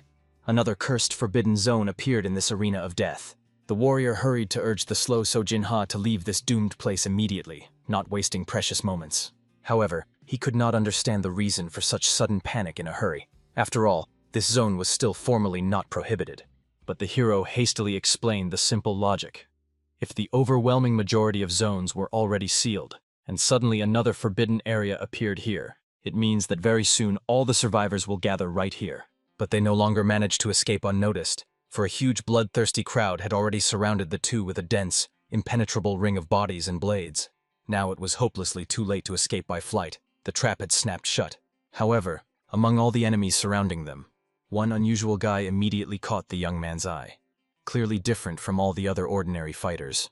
In the end, the two warring factions that had come together saw no point in waiting for someone to attack first, losing the initiative. Therefore, one of the leaders suggested starting by getting rid of the wounded and defenseless too. They were well aware of the sinister reputation of Bu-un-sol, and had heard a lot about him, the young man who mastered the beast's path from the Nyangya pavilion. And it was known about Sojin-ha that his fencing was quite good. Moreover, the trickster carefully studied the combat skills of other students, searching for weaknesses, so underestimating this pair would be a fatal mistake. Moreover, it was obvious. These two stubborn ones never joined any groups until the very end, remaining proud loners. In the end, the enemies simply united everyone against them, creating a temporary alliance. At that tense moment, Sojin-ha calmly pointed to the bottle tied to the hero's arm. In this modest container was stored a powdered antidote, which he had very recently and generously handed over to the guy for salvation. However, he acted preemptively, presented the contents as the deadly poison of the bloody sect, and sharply threw the powder right into the unsuspecting faces of the nearest enemies. Of course, all the attackers immediately covered their faces with their hands in panic, firmly convinced that the legendary poison of the cursed bloody sect was in the air. At the same time, amidst the chaos, Bu-un-sol together with the resourceful Sojin-ha miraculously managed to escape the deadly encirclement, taking advantage of the confusion. Unfortunately, the most perceptive of the pursuers quickly realized the air did not contain poison at all. They had been shamelessly deceived. However, Sojin-ha was still immensely glad about this outcome. After all, the harmless powder managed to create a perfect smokescreen to break away from the chase and disappear into the chaos. Moreover, the open space was now completely disadvantageous for them tactically. They urgently needed to hide somewhere in the mountains, among winding paths and hidden caves. The hero was thinking exactly the same thing. It was necessary to find a cave that would play to their advantage in defense. And the warrior knew one very suitable one. It was a shelter with a narrow, easily defensible entrance, but extremely spacious inside, an ideal position for defense. The cave that Bu-un-sol confidently chose greatly surprised Sojin-ha with its thoughtfulness. It seemed the hero had seriously prepared for the trial from the very beginning, calculating all the options. So the legendary technique of the wild beast was clearly far from the last deadly trump card hidden up his sleeves. That was why the guy became even more interested to find out who exactly was the mysterious Bu-un-sol hiding so many secrets. However, to their greatest misfortune, as soon as they finally reached the cherished cave, a sinister dark fog suddenly appeared before the astonished fugitives. And from the swirling haze, one by one, ghosts began to materialize, who until that moment had been scattered across the entire area. This meant the cave zone had become forbidden. The area was sealed.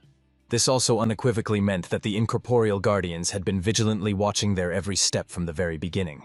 They specifically made the cave a forbidden territory precisely when they saw that the fugitives rushed here in search of shelter, a real trap.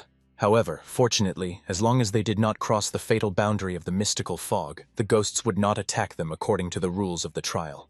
And since they would inevitably have to fight the pursuers to the death anyway, Bu-un-sol reasonably considered this territory was by no means the worst place for the decisive battle.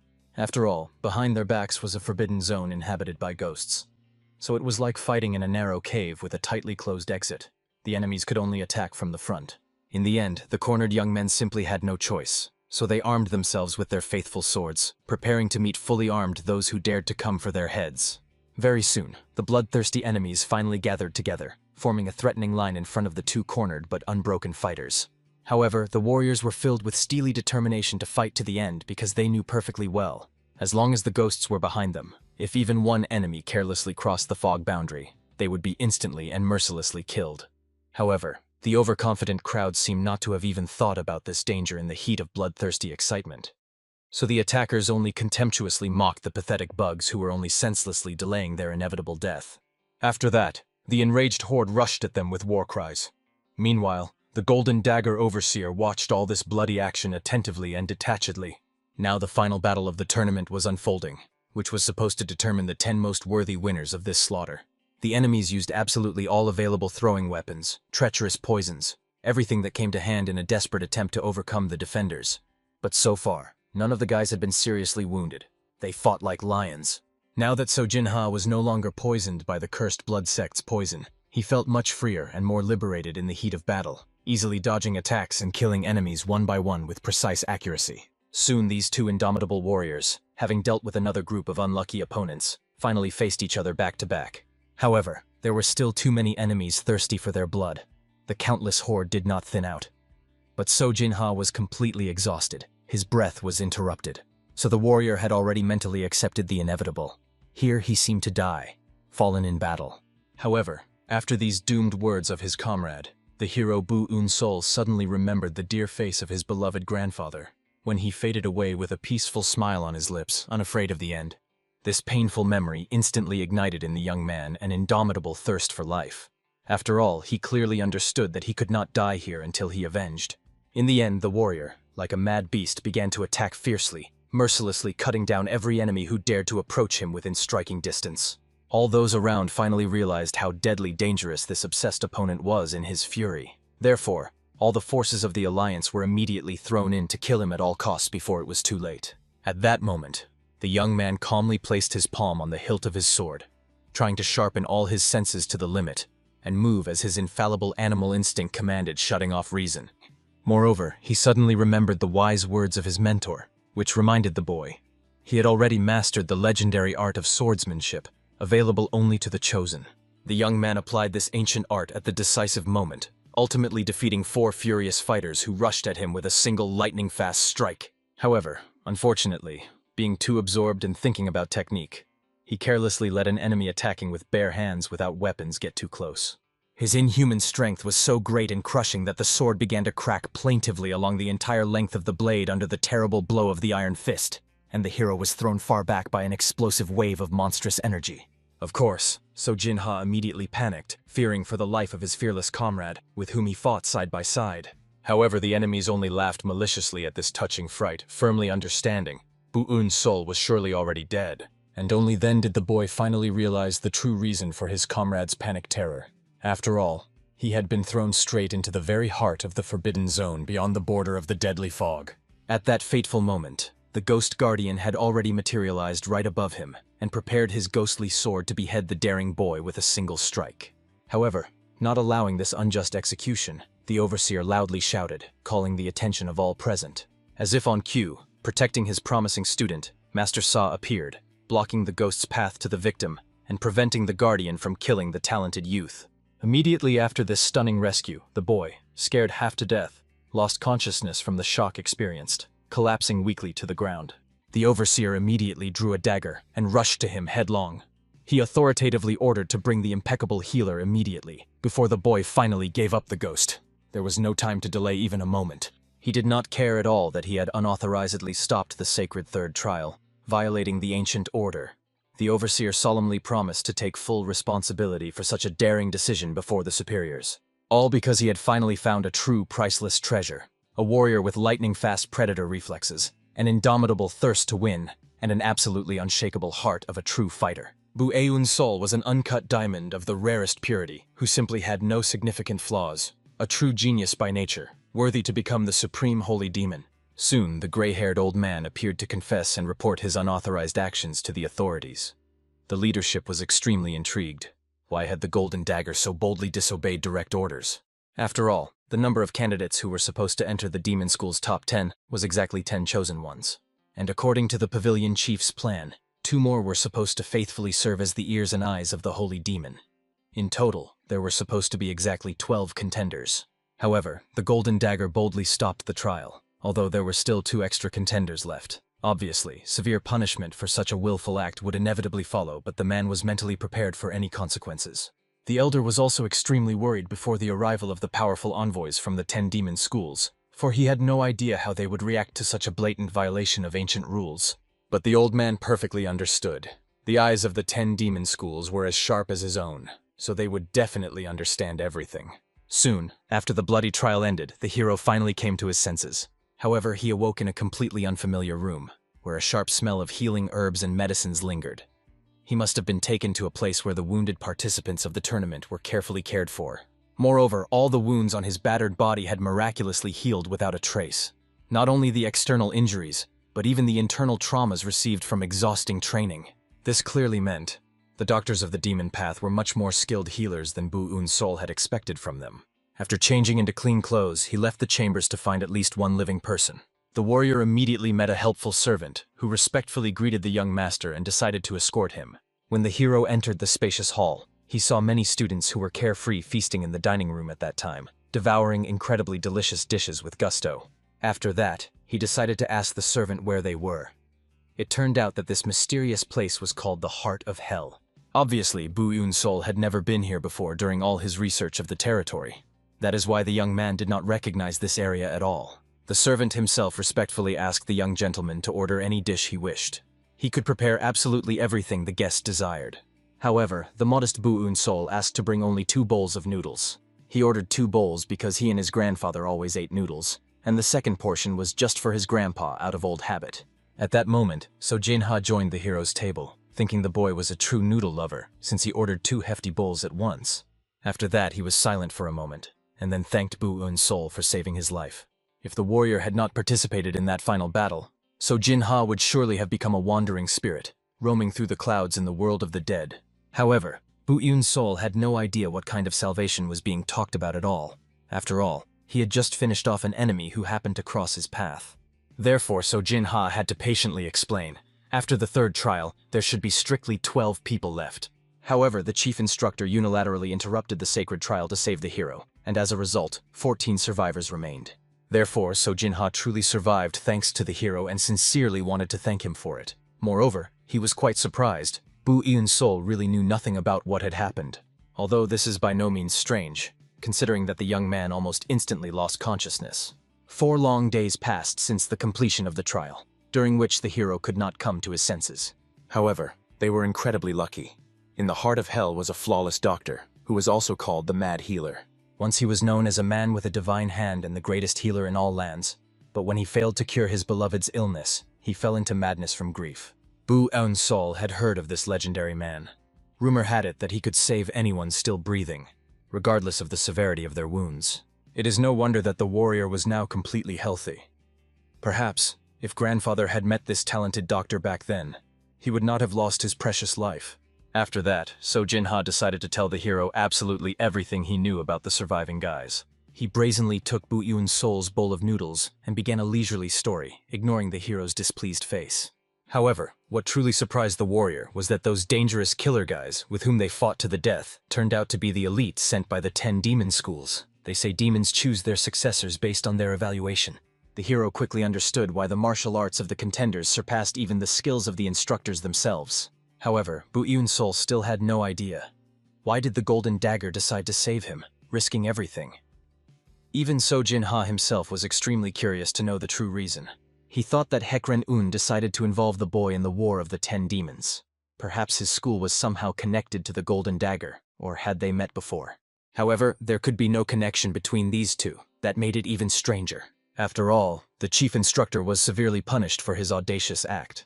As far as So Jin-ha heard, he left his high position and returned to the path of the swordsman. Hearing this, the hero could not understand at all. Someone who had nothing to do with him risked severe punishment and condemnation just to save his life? However, suddenly they heard a loud sound of a bell ringing throughout the entire building. So Jin-ha immediately stood up and led the hero with him.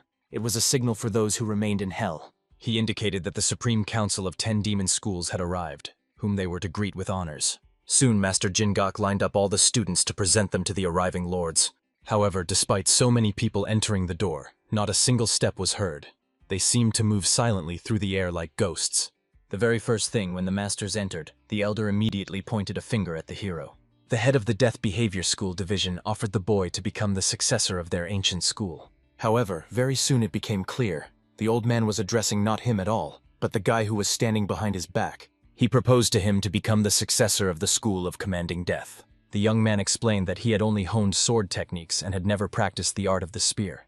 However, for the old man, it did not matter at all. He clearly saw that this young man was born to master the spear of death's command, since the boy trained his body and his talent was perfectly suited for studying the spear.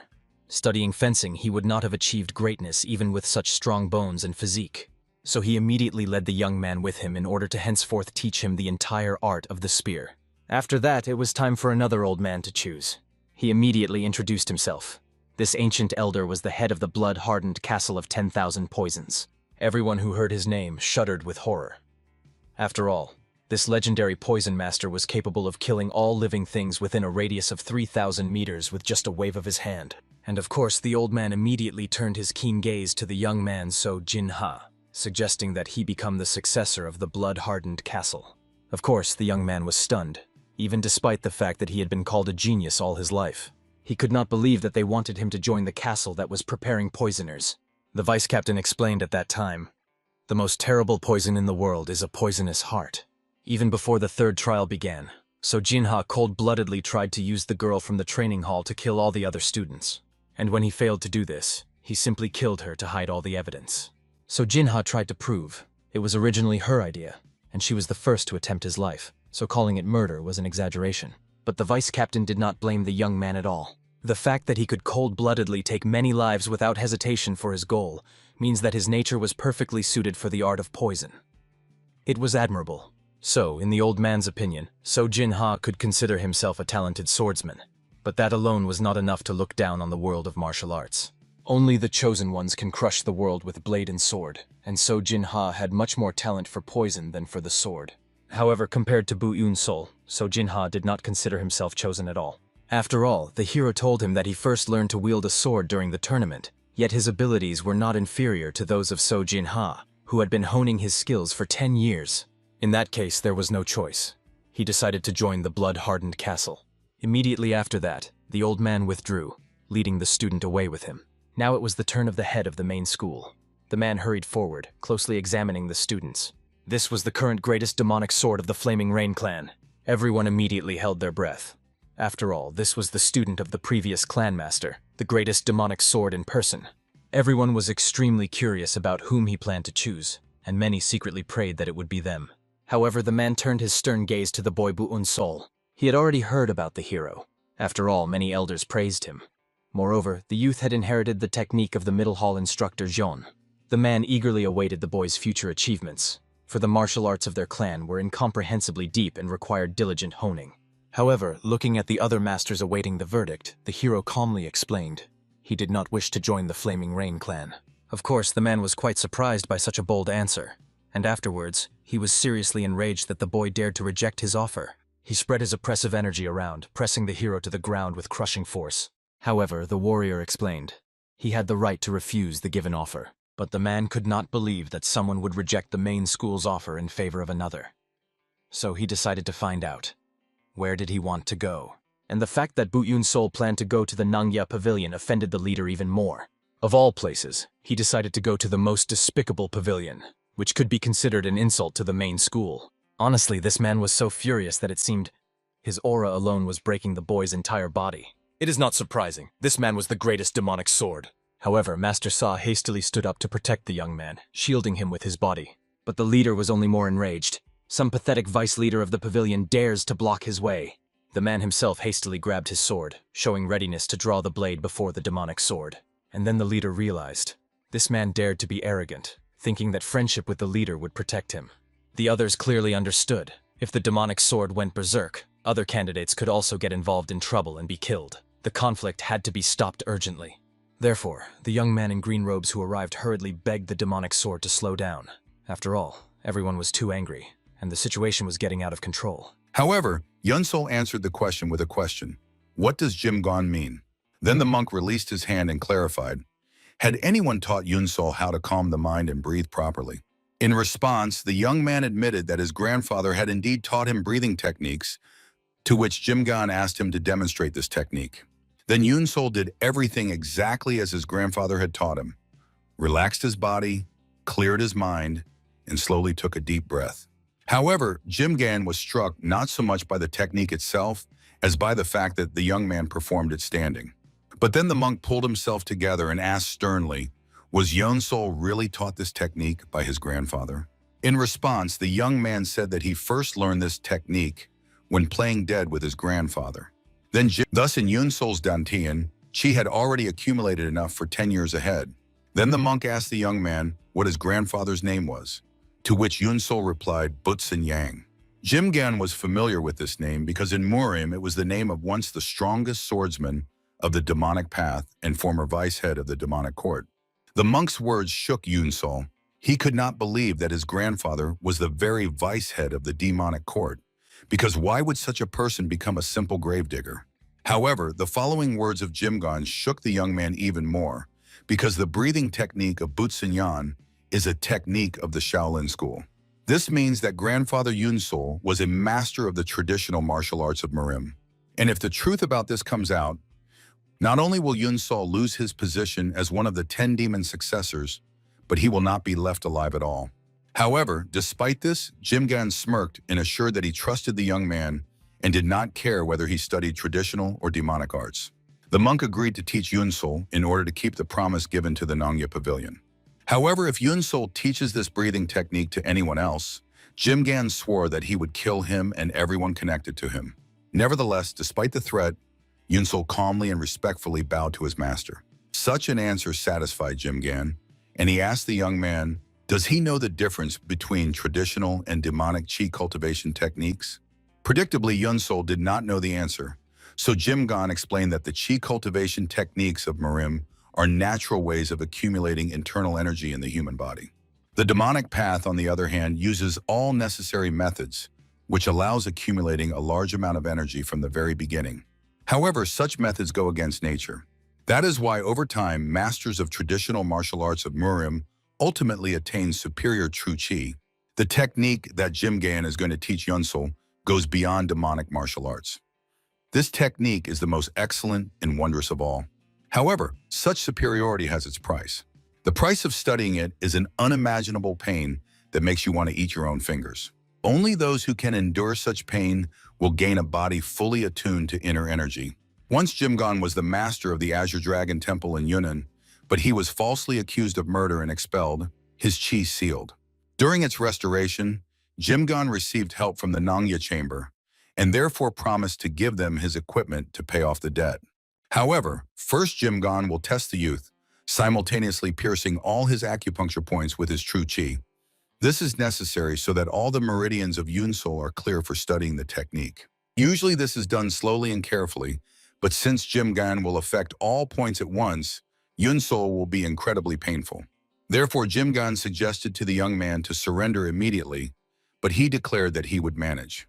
Then Jimgan began the trial and struck all the acupuncture points of Yoon-sol with his chi. However, to the monk's surprise, the young man remained silent and looked unperturbed. And only when the trial ended did Jimgan realize that Yoon-sol never had polluted energy in the meridians. From this discovery, the monk suddenly burst into unhealthy laughter, which made Yoon-sol feel uneasy. And then Jimgan said with a smile that he would teach him his technique of chi refinement. Half a year passed from that day, and all this time Yoon-sol lived and trained on the summit of the Iron Peak. To test how well the student had mastered the technique, Jimgan threw a boulder at him with all his might, but it shattered against the matured youth like against a rock.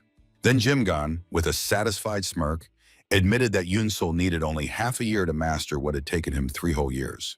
Moreover, the student was able to disperse the chi accumulated inside himself after studying the circulation technique.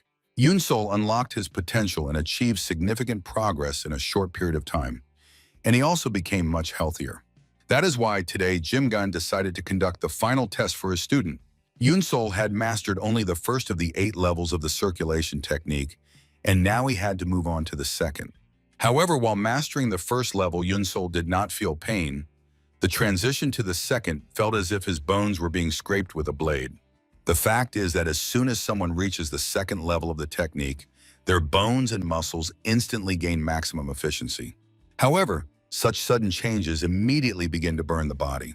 Therefore, in the next moment, Jimgan jumped to the disciple and ordered him to discard all unnecessary thoughts and concentrate. Due to the sudden changes, Yunsol's body was unable to contain the true qi, and at such a pace the young man risked serious internal injuries. Therefore, Jimgan had to pour his own original qi into the disciple's body. And it worked. The pain subsided and Yunsol was finally able to breathe in. However, in the next moment, the strength left Jimgan and he almost lost consciousness. Yunsol immediately rushed to the teacher's aid and asked, why did he give away his original qi? However, Jimgan told his disciple not to worry, and later explained that he would not be able to leave the Nangya pavilion if Yunsol did not properly master the technique. But the young man understood that although the master was strict, he was actually very caring. Therefore, Yunsol thanked Jimgan and vowed that he would never forget what he had done for him. However, in response to the gratitude, the monk suddenly ordered Yunsol to forget about his existence. These words reminded the young man of Master Sao. He also told him that it would be best to forget both favor and resentment. Yunsol found it strange that both his teachers spoke about such a thing.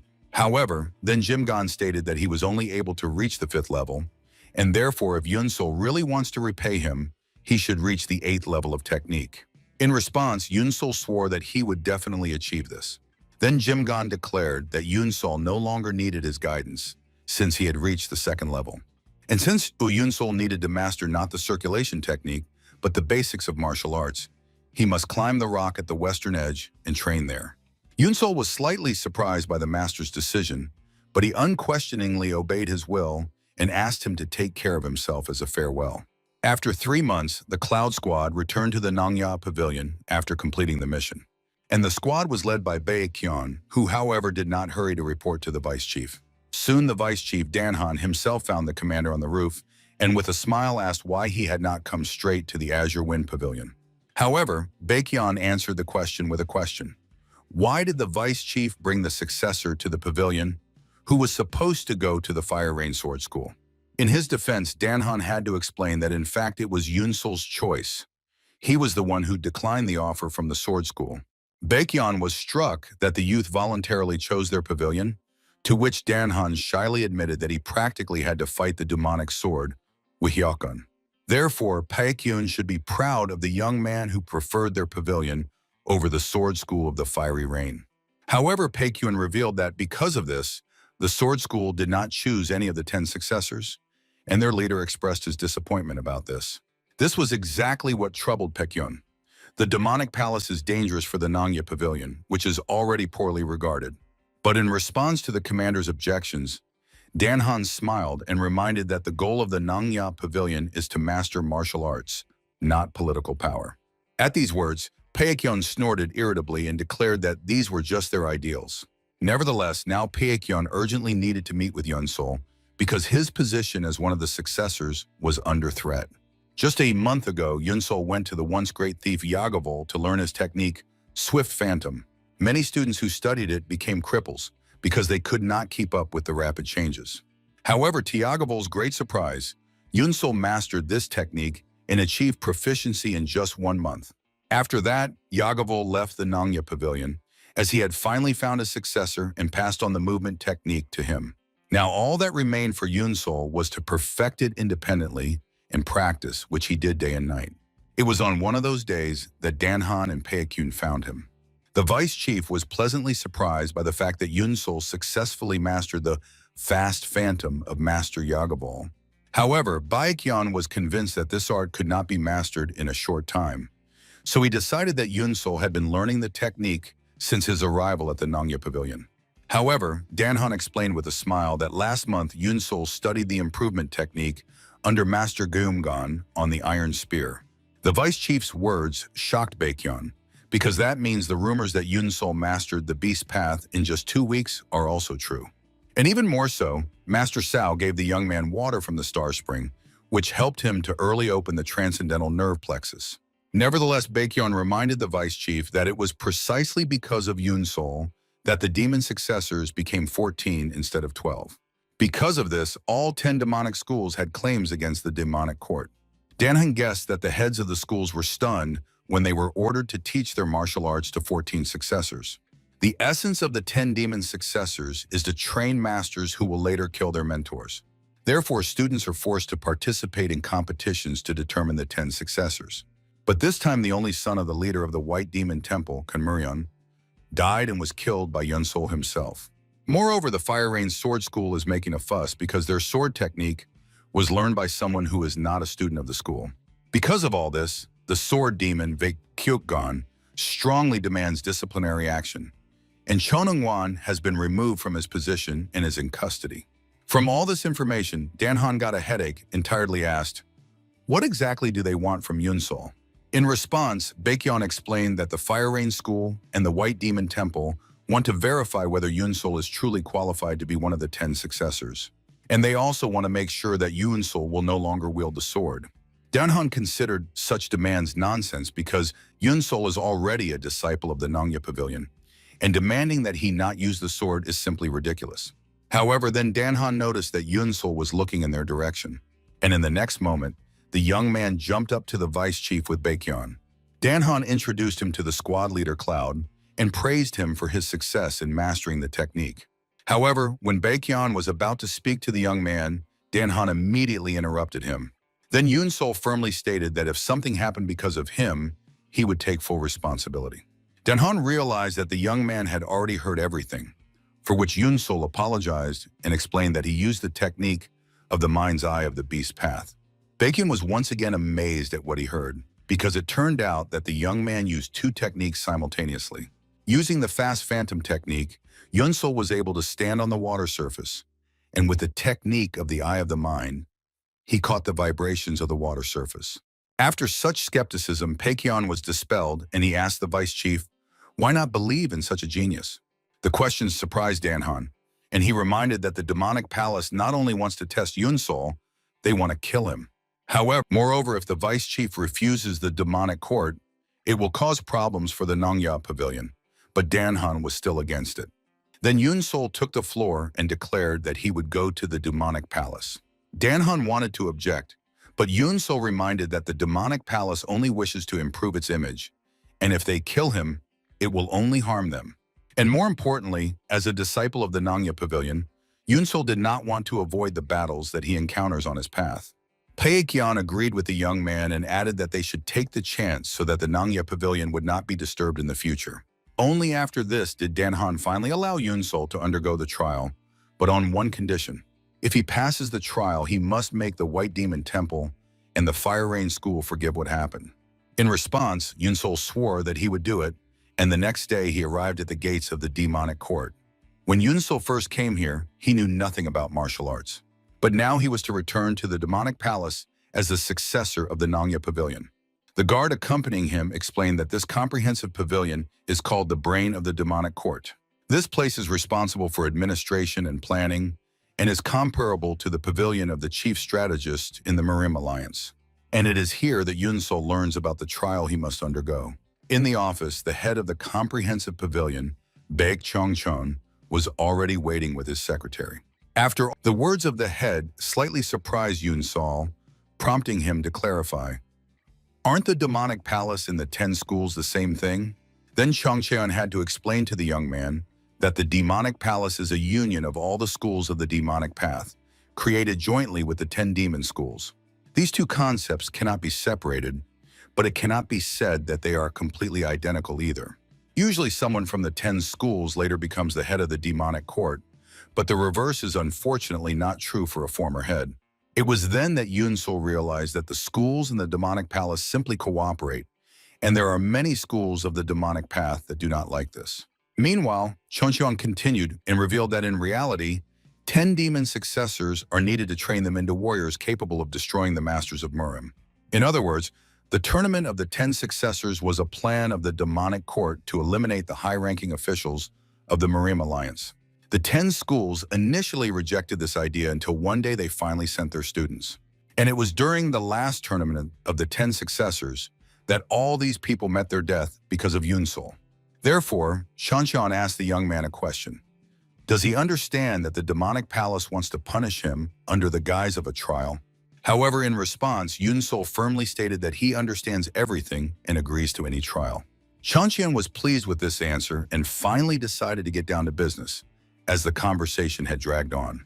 The Fire Rain School and the White Demon Temple provided Yun-Sol with a service, namely the opportunity to enter the Pavilion of 10,000 Demonic Truths. Then Changqian showed Yun-Sol a golden plate that would allow him to access the first of the 3 floors of the archive. But even on just one floor, there are 25,000 books on martial arts. They will give Yun-Sol a great advantage, but in reality this service was done so that other schools would not speak ill of the demonic court. As for the trial itself, Yun-Sol must withstand 5 attacks from a martial arts master chosen by the White Demon Temple. Chief Instructor Hyokrion left his post so that Yun-Sol could pass the tournament. Changqian asked him many times about the reason for this decision, but all he answered was, "You will find out soon yourselves." Therefore, Changqian hopes to finally see the answer to this question. Having received a golden plate from the chief, Yun-Sol left the office, but in the corridor he immediately met Instructor Chin. He was already aware of the trial and nevertheless was glad to meet his student. However, then Chin noticed Yun-Sol's pass to the Pavilion of 10,000 Demonic Truths. Since Yun-Sol was his student, Chin decided to give him advice. No good deed is done without a reason. Usually behind it there is always some evil intention or design. At the same time, Chin was still confident that Yun-Sol could find opportunity even in danger, because all trees grow from roots. In response, Yun-Sol thanked the instructor and promised to remember his words. Soon the young man stood before the entrance to the Pavilion of 10,000 Demonic Truths, and to his surprise, the archive was hidden in a mountain. However, inside the pavilion was not a cave at all, but a strictly organized library. Yun-Sol could not believe that all the books here were dedicated only to combat techniques. Nevertheless, his time in the archive was limited, so Yun-Sol hurried to begin studying. However, after reading several books, he realized that this place was truly a trap. The fact was that the books described secret techniques, but none of them could be mastered in a day, and if one got too absorbed, they could just waste their time. This was exactly what the Fire Rain School with the White Demon Temple intended. They wanted to confuse Yun-Sol. But he remembered Chin's words about the necessity of extracting opportunity from danger. Also, the instructor said that trees grow from their roots, which enlightened Yun-Sol. He immediately began searching for books on the combat techniques of the Nangya Pavilion. And soon he found a book titled The Wandering Beast Reversed. Yun-Sol devoted the entire rest of the day to studying this technique. The next day he arrived at the great training hall of the demonic court to undergo the trial. There, the former martial arts master of the demonic court, Gyobun, who would oversee the trial, was already waiting for Yun-Sol. Besides him, among the judges was the leader of the squad's secret shadow from the school's Sword of the Fiery Rain, Unsun. Also present was the head of the hall Deep Secrets from the pavilion Nanga, Master Ninhak. And the last was the commander of the squad Silent Dragon from the temple White Demon, Gunfian. Then Jobun reminded everyone gathered that this trial was conducted at the request of the temple White Demon in the school Fiery Rain, in order to check if Yun-Sol was sufficiently qualified as the demon's successor. However, if the young man passes the trial, White Demon and Fiery Rain must promise that they will no longer remember the past. In response to the demand, Unsun and Gunfian assured that in that case they would have no further claims. Then Yobon officially announced the start of the trial, and Gunfian volunteered to conduct it. He approached Yun-Sol and explained the conditions of the trial. The young man would pass if he could withstand 5 attacks. In response, Yun-Sol said nothing, only drew his sword and took a defensive stance. Then Gunfian began preparing his first of 5 attacks. However, the head of the temple White Demon ordered him to kill Yun-Sol during the trial.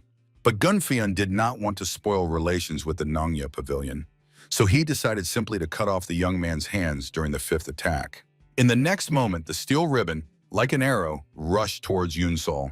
However, the young man managed to jump back, avoiding the first strike.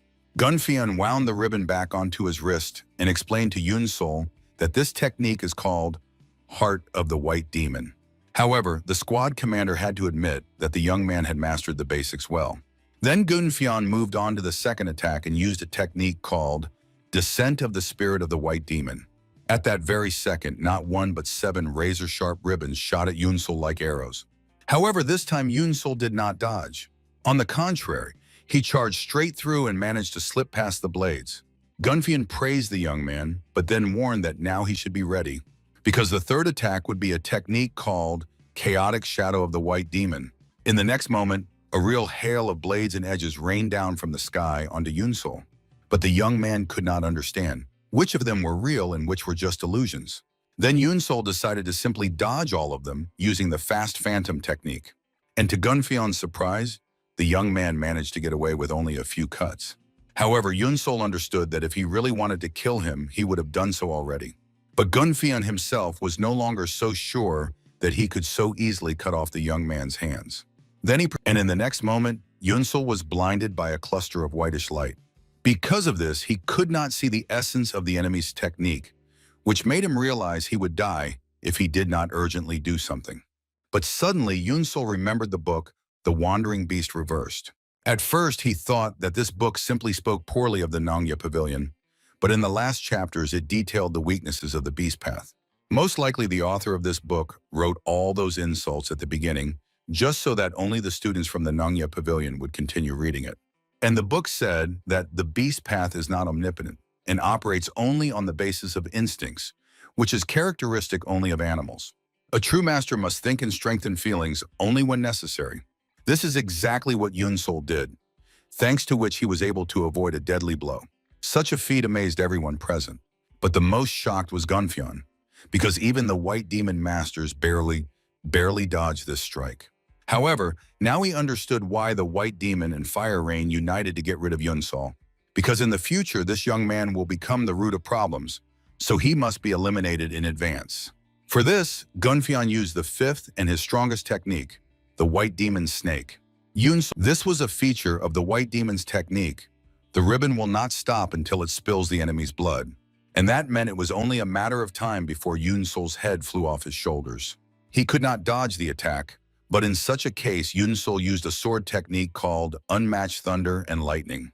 But even with the incomparable power of thunder and the full might of lightning in his hands, all he could do was barely hold back Gunfian's strike. And at that very second, the steel ribbon pierced through the young man's shoulder. At the same time, everything happened so swiftly and with such force that Yunsol was thrown against the wall. However, to Gunfian's surprise, after that, the young man managed to get up from the ground and pick up his broken sword. And such a thing made Gunfian uneasy, and he was convinced that the young man's will to fight was unchanging. Moreover, however, just as Gunfian was about to attack again, his hand was suddenly intercepted by Ningok. The master of the Nangya Pavilion reminded Gunfian that he had already delivered all 5 strikes, as agreed, and therefore the trial was over. But Gunfian tore his hand away and defiantly asked, "What kind of impudence is this?" Then Ningok warned the master that if the White Demon did not keep his promise, he too would renounce his own, given to the demonic palace. However, but Ningok objected since there was no condition that the young man should not use techniques from other schools. However, Master Ningok's words were perceived by Unsan as an attempted insult. Then Ningok had to explain that Master Gunfian had just used the most powerful technique of the White Demon, and the young man managed to stop it using Master Zhong's technique. After these words, Master Unsan pondered, barely hiding a satisfied smile. Then Master Gyobon reminded that this trial is secret and no one should learn about what happened. Nevertheless, Gunfian barely restrained his irritation and still agreed as well. Then However, in the next moment, the master realized that the young man had been unconscious all this time. Therefore, all Ningok could do was to fatherly embrace Yunsol and say that now he could rest. Yunsol woke up already in bed and in a completely unfamiliar room. He did in his however, master, it turned, and now but Yunsol immediately asked her, "What is this place and how did the trial go?" Even Yunsol, the one who knew almost nothing about Murim, had heard this name. But Yunsol could not understand why he was taken to the elder's residence and not to the medical hall. Meanwhile, Jinsol asked him to follow her, as the elder ordered to bring the guest to the inner hall. Yunsol was greatly surprised by Yokban's desire to meet him, but he did not dare to test the elder's patience. But soon a gazebo appeared ahead, inside which someone was already waiting for Yunsol.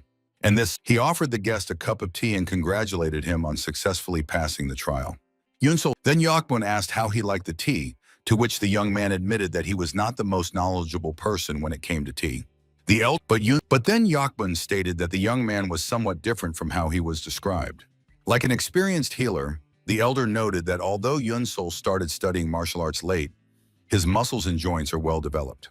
Then Yunsol explained that it was thanks to his grandfather who taught him the breathing technique. Yopin was satisfied with this answer, but he wanted to meet the young man not just for a simple conversation.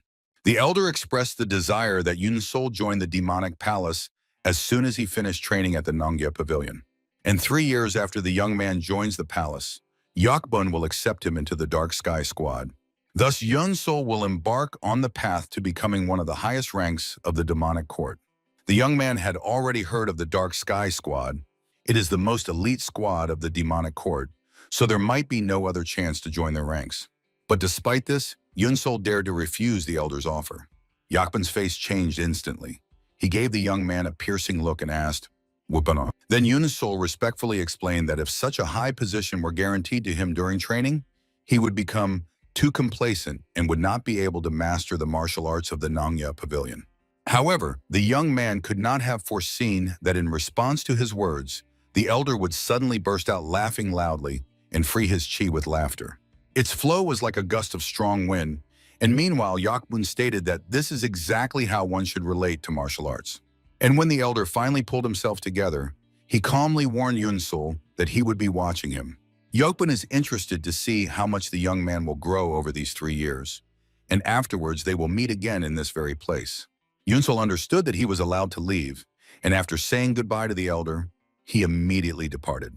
Right after that, the master of the demonic court approached Yokbun and confessed that he had never seen anyone reject the elder's offer. However, Yokbun smiled and suggested to keep an eye on this young man for now, to find out which side he would choose. Meanwhile, Yunsol had already left the territory of the Demon Assembly Pavilion. Only after that was he able to stop and catch his breath. The young man thought that the trial he had passed was the greatest threat to his life, but he was mistaken. If Yunsol had made a mistake in the conversation with the elder, immediate death would have awaited him.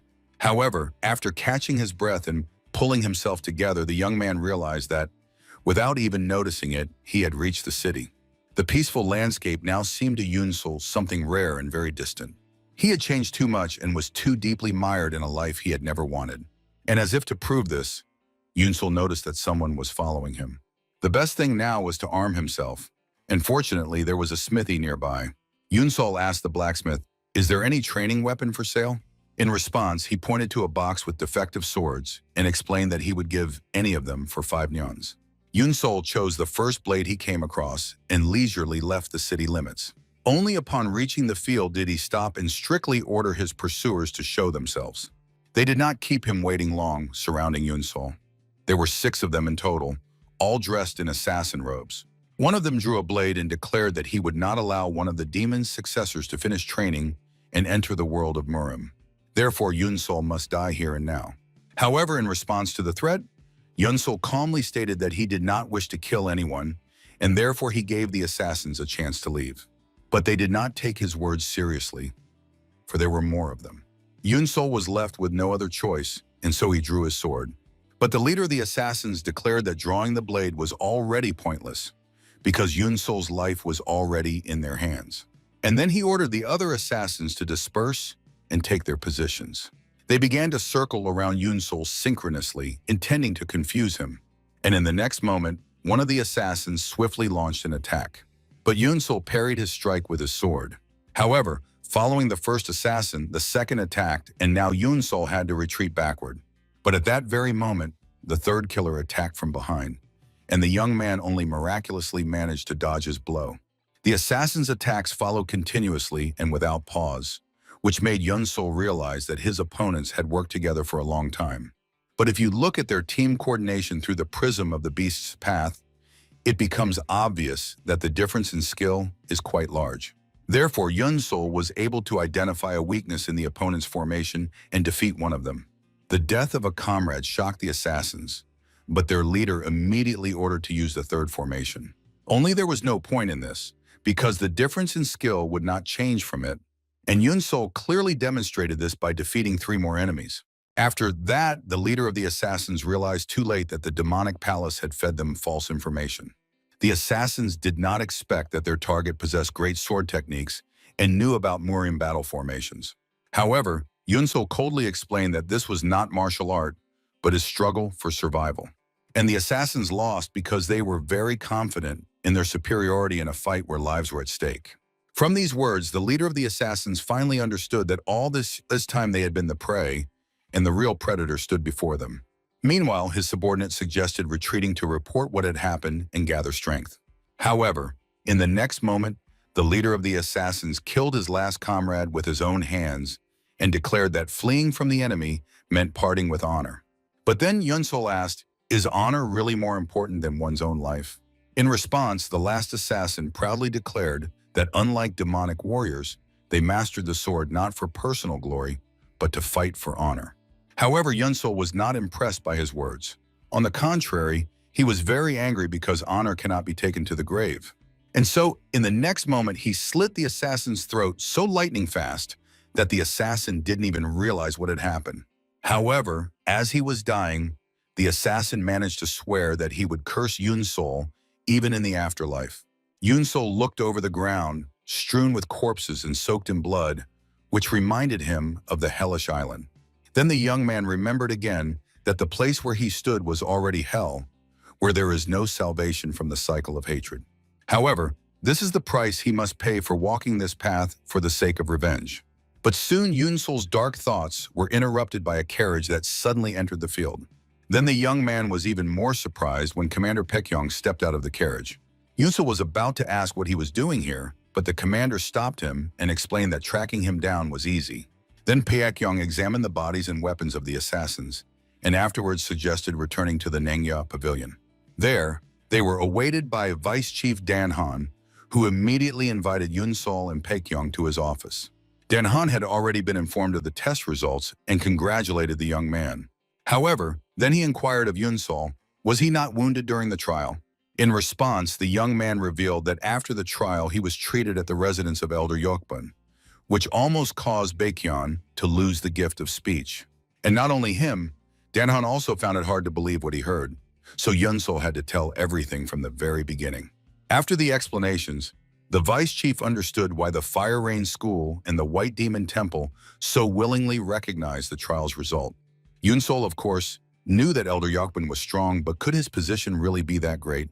Then Baekhyun had to explain that the demonic court has a head, the elder of the Demon Assembly Pavilion, and 10 demonic schools that divide power among themselves into 3 parts. However, the Pavilion of Elder Yokbun holds greater power because it gathers all the martial arts masters of the previous generation. After these words, Yunsol realized that the meeting with the elder was extremely serious. Meanwhile, Danhan asked Baekhyun, did he have anything else to report? In response, the commander revealed that an ambush was set on Yunsol. However, in the next moment, the porcelain cup in Danhan's hand began to crack, and the vice chief himself seemed to have been replaced. Barely restraining his rage, he asked Baekhyun who dared to set an ambush on their student. Then the commander reported that it was the Murium Alliance, and judging by the weapons, these were people of the chief strategist from the Autumn Wind Squad. Baekhyun's words calmed the vice chief. However, he still did not understand. Why would the Alliance hunt a young man who just joined the Nangya Pavilion? Then the commander suggested that the Alliance tried to kill Yunsol before he became stronger. This version only further worried Danhan, because the young man had not even properly mastered martial arts yet, and already so many enemies had their eyes on him.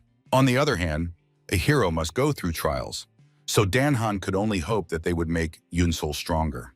Meanwhile, the young man asked the vice chief about a special squad called Divinity, which consists of the strongest and fiercest fighters of the Nangya Pavilion.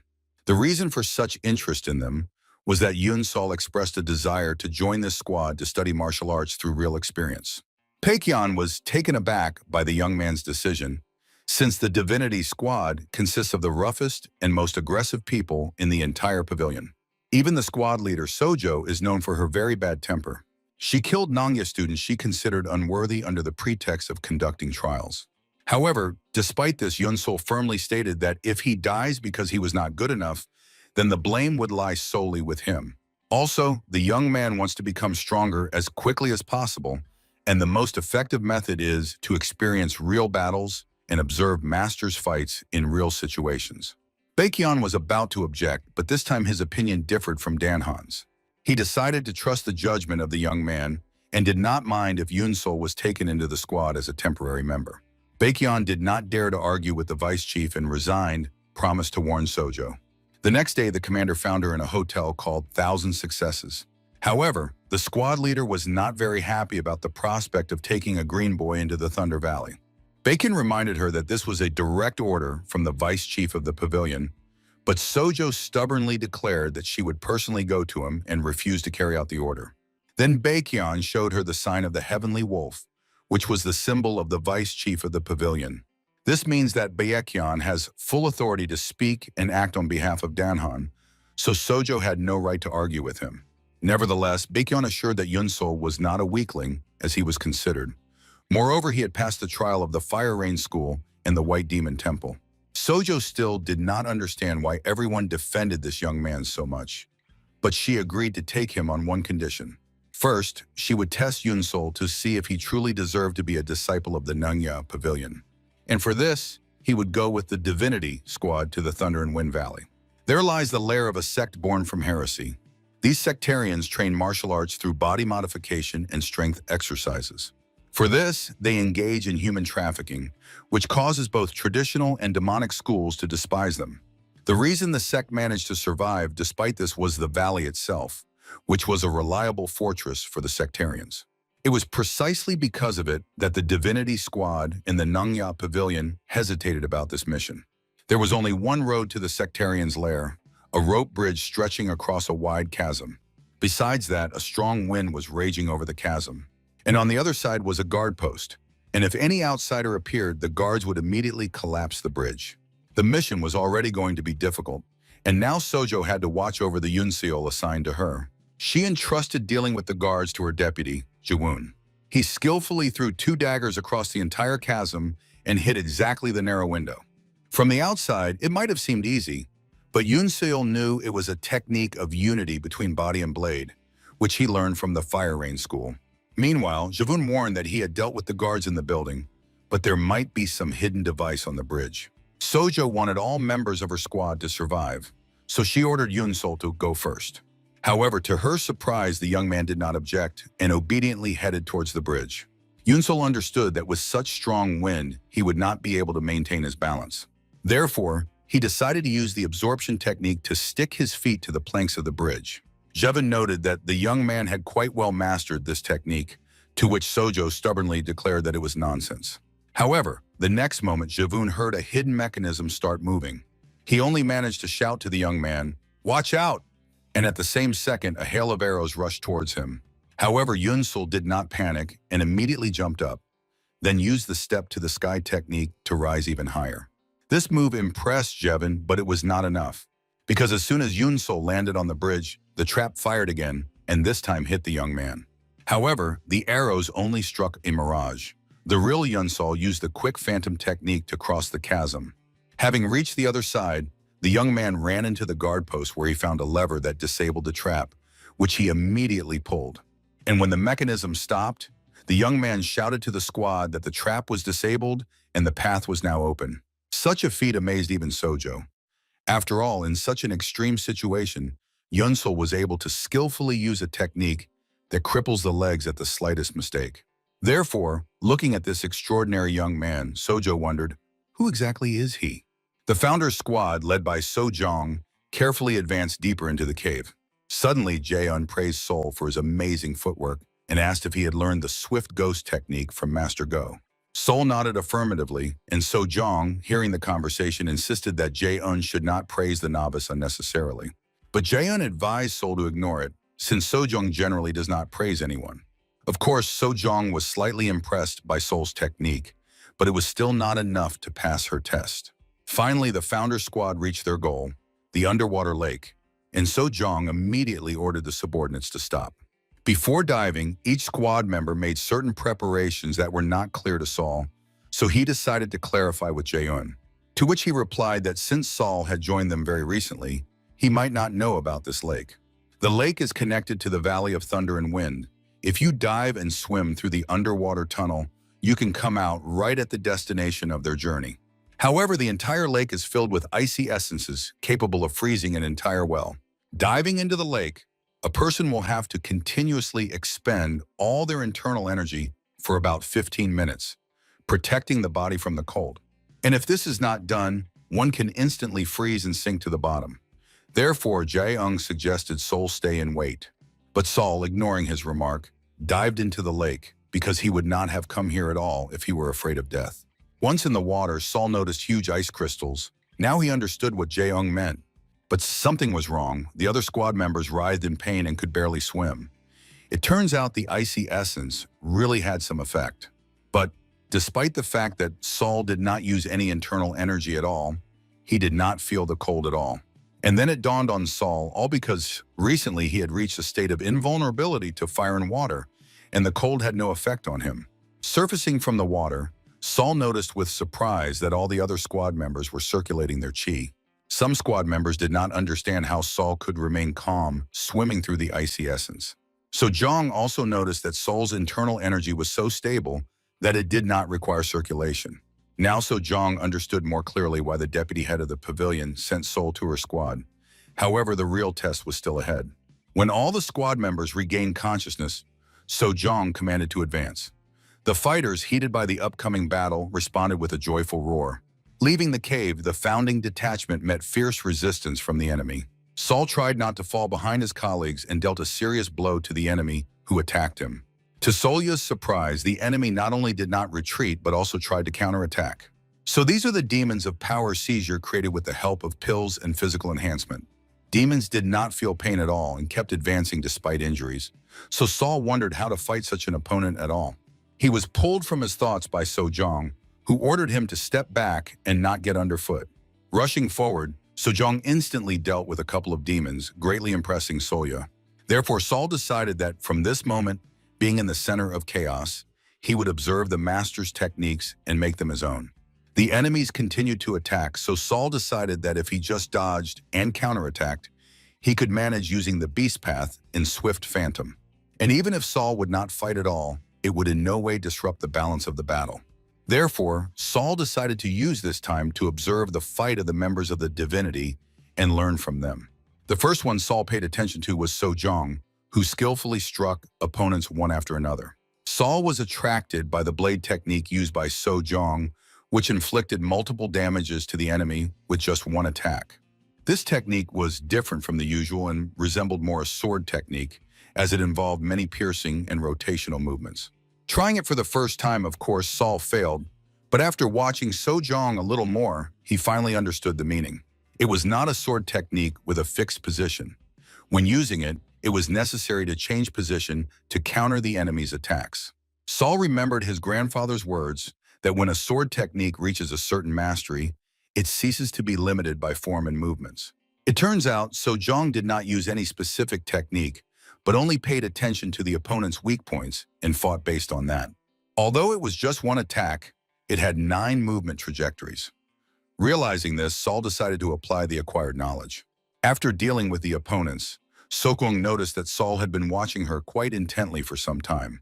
Suddenly, seizing the moment, Sol managed to inflict 2 wounds on the enemy with one strike. Sol was upset it was only 2 trajectories, but at the moment it was the best he was capable of. Nevertheless, Sojong, on the contrary, was extremely surprised, because Sol, just by looking, was able to deliver 2 strikes with one sword, while she had been mastering this technique for 2 years. Deciding that he could not achieve more for now, Sol began to observe the deputy head. Jae-eun thought that Sol had just copied Sojong's technique and was now switching to him. The ultimate impulse of the blade that Sojong used was based on the path of the beast, so Sol was somehow able to copy her. But in his martial arts, Jae-eun used flying daggers in the art of the dragon's roar sword. Therefore, he believed that it would not be enough for Sol to just see. Skillfully defeating 2 opponents with a sword, Jae-eun also elegantly threw daggers at the nearby enemies. Of course, Jae-eun was pleased with himself, because Sol definitely would not be able to repeat that. But to his surprise, Sol grabbed a spear with his other hand and rushed at the opponents, handling them quite successfully. Jae-eun was impressed, because most people would have focused on the fact that he was using daggers. But Sol did not limit himself to the weapons Jae-eun used, and instead discerned the whole essence of his martial arts. As Saul had assumed, he did not have enough strength to fully copy the deputy's technique. Such a technique cannot be learned so quickly, and if it were not for the writings from the archive, Saul would not have been able to perform even this pathetic semblance of copying. Next in line, whom Saul was going to observe, was Jin Woo, the first swordsman in the squad. Not falling behind his comrades, Jin Woo fiercely struck the opponents. And although Jin Woo's sword technique did not belong to the sect of the Fire Rain, the power emanating from him was simply incredible. Saul was impressed that such a simple movement could carry so much chaos. So in this case, observing from the side would not help him at all. Therefore, Saul began to examine the bodies of Jin Woo's defeated opponents with interest. It seems Saul was so focused on studying the wounds that he did not notice the enemy approaching from behind. And when the enemy was ready to deliver the decisive blow, Saul, without turning around, drove his sword deep into his chest up to the hilt. Finally, Saul understood that as soon as Jin Woo made contact with the opponent, he infused his sword with true chi to maximize power. Suddenly, cries, curses, and swearing were heard from above. Raising their heads, those around realized that the leader of the Wind and Thunder Gorge sect had arrived. The sect leader did not intend to give the enemy time to recover and immediately used the poisonous palm. The members of the founder's squad, weakened by the poison, had to retreat. So Zhang could not simply endure this and immediately rushed into attack. With just one swing of the sword, she easily dispelled the sect leader's technique and began to shower him with a hail of furious blows. At some point, Sojong noticed that Saul was watching the duel very attentively. Until now, Sojong had denied Saul's talent because she did not want to acknowledge a child who had only recently begun studying martial arts. But in such a short time, Saul managed to copy the techniques of the fighters in her squad, and now Sojong could no longer deny his talent. The sect leader was extremely irritated that Sojong dared to be distracted at such a critical moment and wanted to teach her a lesson. The sect leader was about to use his technique again, but Sojong managed to counterattack in time, striking the opponent's right hand. The bones could not withstand the load and the hand broke. The exhausted sect leader collapsed to the ground. Finally, having defeated such a formidable opponent, Sojong ordered her fighters to deal with the remaining enemies and return to the pavilion of the Wandering Beast. A week had passed since Saul completed the mission together with the Founder's squad. Watching martial arts masters fight in a real battle, Saul was learning and became curious about how much he himself had changed in the process. After all, Saul was too focused on mastering different martial arts as quickly as possible. So in the end, he did not really understand what the true standards of mastery were. Not long ago, Saul had risen to a higher level in his cultivation technique, so before the next breakthrough, he wanted to prepare properly. Finally, having climbed the Iron Peak, Saul greeted Jimgan. He smiled quite pleasantly, for he had already heard about Saul's achievements. Therefore, he assumed that Saul had come to him to learn more about cultivation, and he was not mistaken. After all, Saul had not yet laid the foundations, and it was time for him to face an obstacle because of this. While teaching Saul, Jimgan thought it would take at least 3 years to reach the 3rd level, but it seems he was still wrong. Taking Saul by the hand, Jimgan decided to check his internal energy, and he was pleasantly surprised, for the pure true chi that Saul had been accumulating since childhood had transformed into antipolar energy thanks to the activation of dormant vessels. Saul already knew this, so his feelings were not mistaken. Then Jimgan told him about the measures of martial arts. At the first rank, the body and internal energy reach their maximum limit. When a person crosses this boundary and reaches the peak of the martial arts they have studied, this is already the highest peak. After that comes the divine limit.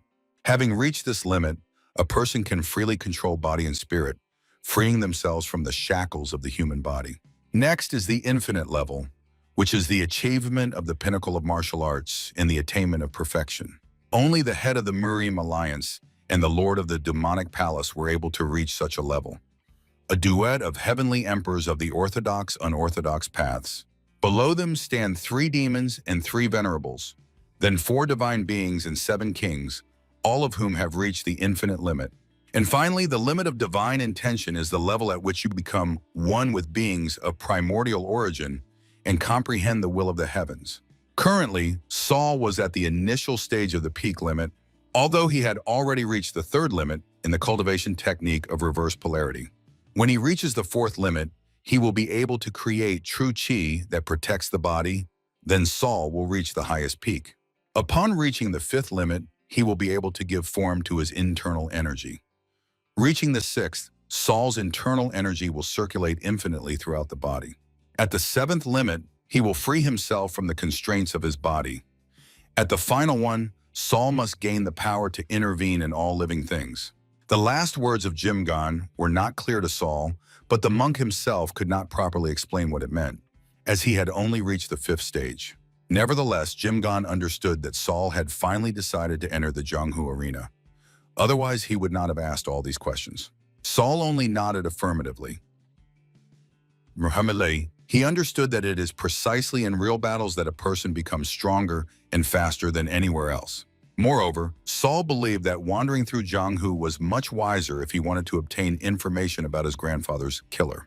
Then Jimgan advised Saul to visit Master Cheol, who was supposed to share the necessary information about Jonghu. Thanking Jimgan for his wisdom and advice, Saul went to Master Cheol. After some time, Saul appeared at the forge, where he found Master Cheol at work. A hefty folder lay on the table. In it, Master Cheol had gathered all the necessary data that Saul might need. Quickly reviewing the data, Saul was extremely surprised, for it contained the political situation in Jonghu and information about renowned martial arts masters. For an ordinary blacksmith, this was too detailed knowledge, so Saul wondered where Master Cheol knew all this from. If Saul reads the information, he should have no difficulties. Nevertheless, Cheol advised burning the materials after reading. Of course, Saul had no doubt that Cheol was not an ordinary person, since he possessed such valuable information. Nevertheless, Saul still decided to ask who could have such extraordinary abilities that caused his grandfather's death. Carefully listening to all of Saul's observations, Cheol pondered. Most likely it was a spy who did not reveal his identity in Jonghu. Saul was surprised. So Master Cheol believes the killer is not a master of the demonic path? That means he should beware of orthodox martial arts masters. As Master Cheol said, all traces left by the killer were deliberately planted to mislead others. Seeing the confusion on Saul's face, Cheol suggested he join the rescue squad. The rescue squad is engaged in killings, kidnappings, and theft of especially important resources. They carry out missions that the demonic palace officially does not recognize. Cheol believed that this would be a good opportunity for Saul to get what he wants. Saul himself understood that in the current situation, dealing with the killer would indeed be extremely difficult. But if he joined the rescue squad, he would surely be able to find a clue. The rescue squad is entrusted with deadly dangerous missions, where every time you risk your life, which means Saul will also become stronger. In the evening, Saul appeared in Danhan's chambers and informed him of his desire to go out into Jonghu. Danhan smiled in response. So that's why Saul came. Could it be that the experience gained in the founding squad was not enough for him? Although this experience was very valuable for Saul, he still felt that he needed real live confrontations to truly hone his martial art. Of course, Danhan understood this, but he could not just let Saul go like that. After all, he is the deputy of the pavilion. To get permission to go out into Jonghu, Saul had to be a member of a hall or squad and have the consent of their leader. Saul knew this perfectly well, so he declared his intention to join the rescue squad. Danhan froze as if rooted to the spot. How did he find out about this? Nevertheless, he could not allow it. But Saul already knew what exactly the rescue squad was engaged in. The moment he joined them, his identity would be erased, and he would have to risk his life on every building. Danhan was beside himself because the rescue squad took on all the dirtiest work for the demonic palace. And besides, Saul could not count on anyone's help. Only those who try to atone for their crimes or urgently need huge money join the rescue squad. Could Saul really intend to do this seriously? But Saul needed to become stronger as quickly as possible. And if the path to power lay through the rescue squad, then so be it. 10 demonic masters were merely tools to eliminate orthodox martial arts masters, so the stronger he became, the better. Gritting his teeth, Danhan still agreed with Saul. Most of the 10 demonic sects used their masters for their own purposes. But the pavilion of the wandering beast was different. Danhan wanted to make Saul a full-fledged member. Saul understood what Danhan was getting at, but that was precisely why he had to join the rescue squad. Judging by what he saw, people from the pavilion of the wandering knight did not become stronger in comfort and under protection. Danhan laughed heartily. Apparently, Saul was not going to change his decision. Therefore, Danhan had to agree, but only for 1 year. If at any point Saul was satisfied with his progress, he would immediately leave the squad and return to the pavilion. Since Saul was going out into Jianghu, Danhan decided to give him one useful piece of advice. Right now, Saul's appearance was too conspicuous. Moreover, he was the most famous of the 10 demonic masters, so hiding his identity should be beneficial. Arriving at Lake Dunton, Saul looked around the surroundings with interest. Earlier, when Saul came here under his real name, people whispered behind his back. Therefore, he was very glad that Danhan taught him to change his appearance. Finally finding the worn-out building, Saul wondered if this place was really the branch of the rescue squad in Yueyang. Carefully knocking on the door, Saul peeked inside. Between the bookshelves, it was surprisingly quiet and calm, like in a library. Saul seriously began to think whether this was truly the base of the rescue squad. Suddenly, an unknown voice greeted him. Turning around, Saul noticed an elderly man who immediately asked what exactly he was looking for here. Pulling a book out from under his kimono, Saul replied that he came to sell a book and handed it to the elderly man. He looked at the book with interest and immediately noticed a small red symbol on the cover. The man's expression changed. Handing the book back to Saul, he stated that it was too old so he wouldn't get much money for it. Then Saul suggested exchanging the book for another. Turning around, the elderly man shouted, and immediately a young man jumped out from the next room. The elderly man asked Mon, that was the young man's name, to show Saul the books that were inside the shop. As soon as Mon closed the doors, his aura immediately changed, which Saul immediately felt. Turning around, Mon introduced himself. He was the mediator of the meetings of the Yueyang branch of the rescue squad, and he explained that for convenience, members of the rescue squad are called by numbers. Solyu would be assigned number 18. Extending the book, Mon offered Solyu to choose one of the tasks in it, and he would try to explain the details. Looking carefully into the book, Solyu was interested in one task, to retrieve Boshan incense. The reward was 500 silver nyons. The only thing Solyu could not understand was the note 3rd edition, and Maon explained that this was the number of times the task had been announced. Either someone had failed this task 3 times, or it had remained uncompleted for so long that it was published for the 3rd time. Now Solyu understood that the book mainly contained tasks for theft or spreading disinformation. Such missions made no sense to Solyu. He needed something else, a fight that would be a test and make him stronger. Once again, carefully studying all the tasks, Solyu was attracted to one. Secretly eliminate the deputy head of the Hall of Soul Preservation of the cult of Bloody Yin.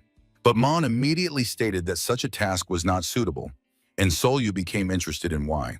Then Mon explained that tasks are divided into 4 levels, and the closer the number is to 1, the harder the mission. The first level is intended only for the strongest, so the second level was the maximum that Solyu could hope for. Moreover, the deputy head of the Soul Preservation Hall had long been considered a renowned martial arts master, so ordinary techniques definitely wouldn't work. But that was exactly what Saul was looking for. Closing the book, he decided to take the mission after all. Then Mon was outraged. Could it be that Saul wasn't listening to him at all? The deputy head of the Soul Preservation Hall is not so easy to deal with. But Saul didn't care, because the book by Master Chiol also contained information about the deputy head of the hall, so he didn't consider the mission impossible. Sighing sadly, Mon said that the clothes and equipment that might be needed for the mission were already prepared. Pulling the string on one of the lanterns, Mon opened the entrance to a secret room where various types of weapons were kept. Rummaging through one of the drawers, Mon threw the equipment at Saul's feet. All the items were old and rusted, so Saul concluded that the rescue squad did not want to spend good equipment on someone they considered doomed. Nevertheless, Saul was determined to prove his worth by completing this mission. Cheerfully picking up the items, he waved goodbye to Mon. As soon as Saul left, the door opened and an elderly man asked how everything went. Mon just waved his hand and replied that Saul had chosen a first-level mission from the start, so most likely they would not see him again. The elderly man was horrified to hear that Saul had chosen to kill Sokjong from the Bloody Yin cult, since all elite fighters had failed on that mission. That is precisely why Mon gave Saul the first available equipment, simply not wanting to waste the rescue squad's resources. The island of Bloody Yin, an evil sect of the demonic path originating from the blood cult. But even on this island cut off from the world, supplies were still necessary. Therefore, well disguised, Saul decided to use ships to infiltrate the island of Bloody Yin. At the pier, people were again moving back and forth, preparing crates and barrels for loading. Someone called Saul and asked for help, and he grabbed a rope and rushed in that direction. The rough voice that called out made Sol turn around, but before he could react, a sword blade was immediately at his throat. Sol was so stunned that he only managed to greet the stranger. The bearded man was clearly disappointed by Sol's reaction. It turned out he was not a spy since he let himself be wounded so easily. After releasing Sol, the man sheathed his sword and called for a doctor to patch up the wounded man. The healer carefully stitched the wound and applied a bandage. Although blood was flowing, the wound was not deep, so it should heal within a week. Sol, feeling his neck, thanked the healer for the help and headed to a nearby hut. Slamming the door, Sol exhaled with relief. It was close, he was almost discovered. The serious skills of the members of the Bloody Yin made the doctors avoid asking unnecessary questions. Moreover, Sol noted that the merchants treated them with respect. Thanks to the technique of changing appearance, the deputy head, as well as the disguise technique of Master Chol, Sol managed to mask himself flawlessly. The ship was sailing tomorrow morning, so Sol had to deal with Seokjeon tonight no matter what. At dusk, Sol quickly crossed the thickets and, finding himself at the edge of a cliff, personally saw the heretical sect of the Bloody Yin. Using the technique of extreme speed without shadow, Sol crossed a huge distance and climbed onto the roof of the building to observe what was happening. Sol immediately found Seokjeon, as his internal energy was felt even from such a distance. But Sol was still worried about something. A man who had already faced assassins 9 times still released his internal energy so openly. Perhaps it could be a trap. Nevertheless, Sol did not get distracted and followed Seokjeon. Slipping inside the building, Sol hid behind a column in the large hall and began to carefully observe Seokjeon. By the smell of medicines, Sol determined that this room could lead to the Sects' elixir storage. As far as Sol knew, this storage was underground and sealed, which meant this place became simply perfect for an assassination. Seokjeon crossed the entire hall and was already ready to go down the stairs, but suddenly froze for a second, then continued on his way. Sol exhaled with relief. Could it be that the deputy head noticed him? Carefully descending the stairs, Sol slipped through the open door and found himself in a fairly spacious room that was well lit. With his back to Sol stood the completely unarmed Seokjeon. This was the perfect moment to attack. Sol was already moving forward to attack, but suddenly the tile under his foot dropped. Immediately, coins rained down with a clatter from above, embedding into the floor. Fortunately, Sol managed to react and dodge the trap. Without turning around, Seokjeon said that assassins nowadays are no good at all. They always choose this exact spot to attack. Pulling the sword from behind his back, Seokjeon smiled. Sol had arrived just in time, as there was still room in the pot for one more assassin's head. Seokjeon also noted that assassins always sneak onto ships and try to kill him in this very room at night. Therefore, he had to set traps, and each time the assassins failed again and again. Sol believed that the weakness of the rescue squad was precisely that the operatives were not familiar with each other. Although this preserved secrecy, without sharing information, people fell into the same traps. Noticing that Sol looked young, Seokjeon decided not to use his precious weapon and threw away the elegant weapon. Instead, he took a simple blade that was on the wall and summoned Sol to attack. Of course, Sol understood that he had already failed the mission, but it was completely unimportant. After all, he initially needed a dangerous fight. He rushed forward swiftly. The opponents crossed blades, a screech of metal was heard. No one was going to give up so easily. After a few moments, the opponents parted, and Seokjeon smiled, noting that Sol had good internal energy, and such a sword technique is usually not used by assassins. Although the opponent was quite fast, it was obvious to Sol that if he remained calm, he was quite capable of parrying all the thrusts. When Sol already thought he had managed to block Seokjeon's thrust, a sharp pain pierced his right shoulder. Grinning widely, Seokjeon swung his sword to deliver a deadly blow, but Sol managed to deflect the strike. It was strange to Sol why the opponent did not exploit the gaps in his defense. All of Seokjeon's attacks were not aimed at vital points. Therefore, Sol decided that since Seokjeon was not going to kill him instantly, he himself would press to reveal the essence of his techniques. Sol attacked swiftly, but Seokjeon laughed heartily and easily parried each of his attacks. Suddenly, Seokjeon tried to make a swing from the left shoulder, but as soon as Sol tried to dodge, the direction of the attack instantly changed. Now Sol understood that it was a variation technique using feints. Seokjeon was impressed because Sol was able to figure out that his strikes were feints. Nevertheless, Seokjeon was confident that Sol would not be able to dodge all attacks just by observing. But Saul thought quite the opposite as he possessed the beast's path. Closing his eyes, he easily parried every opponent's lunge. Seok-jong was furious. He could not understand how such an inexperienced assassin dodged his lunges. Focusing, Saul applied the extreme speed without shadow technique and swiftly attacked the opponent. Seok-jong made two terrible mistakes. First, he gave Saul time to reveal his movements to counterattack. And second, he overestimated himself so much that he abandoned his true weapon. Saul broke Seok-jong's sword with a powerful strike, but he managed to push the opponent away. The situation was bad, so Seok-jong decided to call his disciples as soon as possible. And he already reached for the whistle hanging around his neck, but Saul quickly closed the distance and drove the sword deep into Seok-jong's chest up to the hilt. Seok-jong collapsed dead onto the stone floor, with the sole thought of how he could have died at the hands of a pathetic mercenary. Glancing at the fallen opponent one last time, Saul pondered that even a master of the martial arts world could not escape the poisoning recklessness. The next day, an anxious Mon burst into the chief, who was peacefully sipping tea, and reported that Seok-jong was found dead. Upon returning to Yuean, Saul noted with surprise that all the locals were talking only about the murder of Seok-jong. Entering the rescue squad branch, Saul, as was proper, greeted everyone, and Wong immediately dropped all his tasks and rushed to him. Quickly shutting the branch door, Wong asked if Saul really managed to deal with Seok-jong and how he did it. Saul only nodded affirmatively and remarked that, as he was told, the branch only provides work and support on missions, nothing more.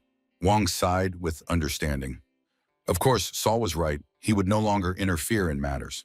Rummaging through the desk drawer, Wong gave Saul a reward, 3,000 yangs, and reminded him that the next mission could only be taken after 3 days. Saul took the money and waved goodbye, leaving a few bills to the staff for a glass of good rice wine. Nevertheless, Mon was extremely outraged by such behavior. He would not tolerate such treatment toward himself. Wong advised him to treat Saul well and allow him to take on difficult missions. After all, if news of their successes reaches the top, then they might finally be able to leave this place. 6 months have passed since Saul became a member of the rescue squad. Saul appeared again at the branch after another successful mission. Van and Mon immediately rushed to him. Good-naturedly patting Saul on the shoulder, Mon showered him with compliments, because thanks to him, the little bookstore was thriving every day. In fact, Saul came to take a new mission, but obviously Van and Mon wanted to tell him something. After clearing his throat, Van announced that Saul's work had attracted the attention of higher-ups, and therefore they had assigned a mission specifically for him. It was necessary to escort a disguised person who had arrived to scout around Jianghu. Saul was not interested in this kind of mission, so he tried to leave hastily. But Mon quickly grabbed his hand and added that the compensation was at the level of gap-rank missions and amounted to about 10,000 yangs per day. Of course, Van knew that Saul did not need money, especially since he preferred only combat missions. Nevertheless, he still had to think about it. After all, as Van said, this was a direct order from the top, and if Saul refused, not only could he be expelled, but the entire branch could disappear. However, if he accepted this mission, Van promised that not only all the branch's equipment, but also all available information would become accessible to Saul. These words made Solya think. He wondered how long access to this information would last. Van replied that there would be no restrictions. After all, they were in the same boat. Such an answer completely satisfied Solya, and he agreed, but only this time. As soon as the door closed behind Solya, Mon immediately protested. How could Van promise such a thing? But Van advised him to calm down, because when the mission was completed, they could return to the demonic palace. With the onset of evening, Saul arrived at an expensive restaurant, which was packed with visitors. Once inside, Saul proceeded to the table where a young girl and an elderly man were seated. Approaching the table, set with expensive food, Saul introduced himself and said he had arrived by order to carry out a security mission. The girl smiled and, casting a glance at Saul, introduced herself. Her name was Suk. Then pointing to the elderly man, who was clearly displeased by the stranger's appearance, she said his name was Old Man Moon Hwan. Evaluating the young girl and the old man, Saul concluded that they surely possessed status and money. When Saul pulled up a chair and was about to sit next to him, Moon Hwan advised him not to stand out.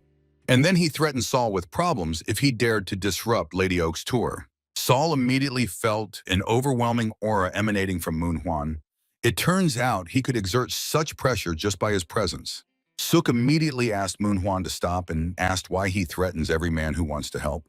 Then Saul suggested that the elder accompanying the young lady was ready to provide protection himself. Suk apologized and hoped for Saul's understanding, since Moonhwan had actually long left Jonghu and the main sect was worried about this. These words made Saul think, it turns out Moonhwan is a master from the past generation, and if he had long left Jonghu, the sense of danger could have dulled significantly. Various forces clashed in this region, so Saul needed to make sure that no incident would affect his goals. To change the subject, Suk noted that Saul had a strange name, since in the branch he was called the 18th. Then Saul explained that members of the rescue squad have no personal names, only a mark in the squad. At first Suk was surprised, but then smiling decided to call Saul Teacher Ho. Basically, Saul did not care how he was addressed. He himself decided to call Suk Lady So. This option completely suited Suk, and then she asked if Saul wore a false face for the same reason. Saul was shocked because, until now, no one had noticed this before. Smiling, Suk explained that she had quite good observation skills, so she noticed that the muscles on Saul's face were moving slightly unnaturally. And then Saul thought, since Suk noticed such a small detail, it turns out she is much stronger than he originally assumed.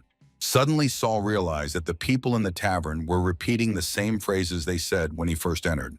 It turns out all those present in the restaurant are assassins targeting their table. The only joy for Saul was that they got a place in the corner, which meant they did not have to fear an attack from behind. At first, Saul decided that they needed to force the assassins to show their hidden weapons, but Moonhwan had a different opinion. Suddenly standing up from the table, Moonhwan ordered Saul to step back and not interfere, because he could handle it himself perfectly well. Saul did not even have time to blink when Moonhwan swiftly rushed to the center of the hall, attracting the attention of those present. The assassins realized that a stealth attack would not work, so they decided to attack all at once. But Moonhwan did not flinch and scattered the first wave of attackers in hand-to-hand combat. Saul was impressed, such strength without any weapons except his own palms. It means Moonhwan is a greater master than he had assumed. Despite the failure, the assassins were not willing to retreat and, gathering their strength, rushed into the attack again. These pathetic attempts only caused a smile to appear on Moonhwan's face. Striking a powerful blow on the floor, the wooden boards could not withstand the force and broke under the weight of the attackers. At that moment, Saul quickly covered Lady So with his body and asked her not to move more than 3 steps away from him. Finally finishing with the attackers, Moonhwan demonstratively shook off his hands. Heading to his table, Moonhwan immediately inquired if Suk was all right, to which Suk replied that thanks to the efforts of Teacher Ho, she was fine. But Moonhwan was skeptical. He did not believe that Saul was capable of doing anything, so Suk should not praise him out of pity. These words did not embarrass Saul at all. On the contrary, he coldly reproached Moonhwan for his carelessness. Moonhwan was not going to tolerate such an attitude towards himself. How dare this brat speak to him so arrogantly? But then his gaze caught the bodies of the assassins lying around and the table covered with weapons. Moonhwan thought Saul was just a boy, but it seemed he did possess some skills after all. After hesitating a little, Moonhwan decided it was time to return to the mansion. But Saul immediately objected because returning to the Dan mansion was dangerous. The killers could go there and set up an ambush. Therefore, he suggested hiding in a crowded place until they were sure who was behind the assassination attempt. In response, Moonhwan only smiled and loudly declared that even if the attackers were 10 times more numerous, he would easily deal with them. Of course, Saul did not doubt his strength, but today he was accompanying the young lady Suk. Nevertheless, Moonhwan was confident that there was no reason to worry. Today he had only lost vigilance a little. Then Saul suggested at least changing their appearance. But Moonhwan irritably dismissed this idea as well. Of course, Saul understood that people like Moonhwan could not be convinced by words, so Saul had no choice but to follow him. It was obvious that when they entered the mansion, Suk would be in danger. But for Saul, who thirsted for battle, this was good news. The travelers were able to reach the Dan mansion without much difficulty and even enter its grounds. When they were walking along the path to the building itself, killers attacked them from the bushes. Swiftly rushing forward, Moonhwan dealt with them quite quickly and was about to reproach Saul for excessive caution. But this was not the end yet. A huge number of hired killers rushed at them, and they were trapped from both sides. Saul quickly assessed the situation and wondered how important Lady So was, since the clients had attracted so many killers. Moonhwan was furious because no matter how much he fought, the killers seemed endless.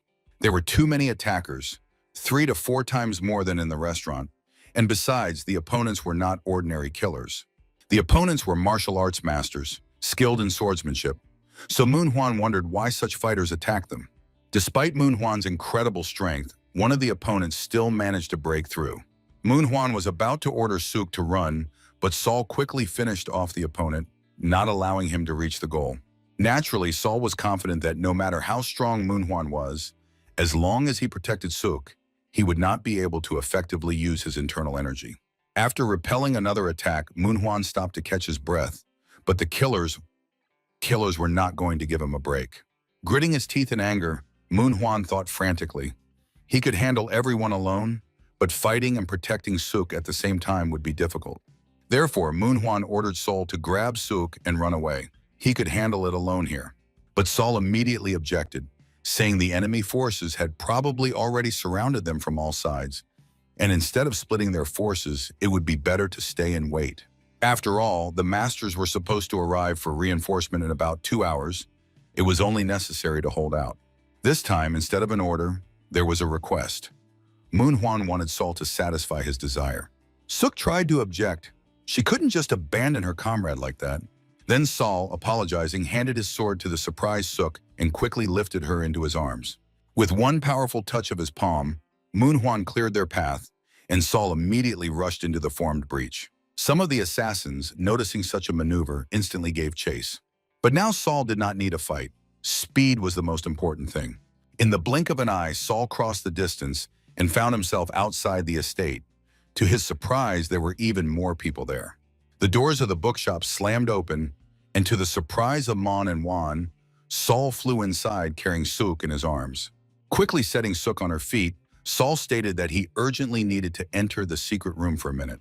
Not giving Mon and Wan even a chance to object, Saul took Lady Suk by the hand and led her to the secret storage in the inner room. Once inside, Saul ordered Lady So to stay inside.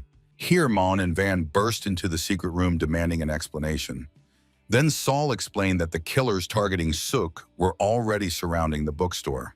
Therefore, Maunu and Vanu should go out and deal with all the opponents heading this way. And since their lives would depend on completing this task, Saul expected desperate struggle from them. These words brought a smile to the faces of Mona and Van. They immediately armed themselves. It had been a long time since they had risked their lives. Remembering the propriety, Mon and Van immediately introduced themselves as appropriate, not hoping that Mrs. So knew anything about them.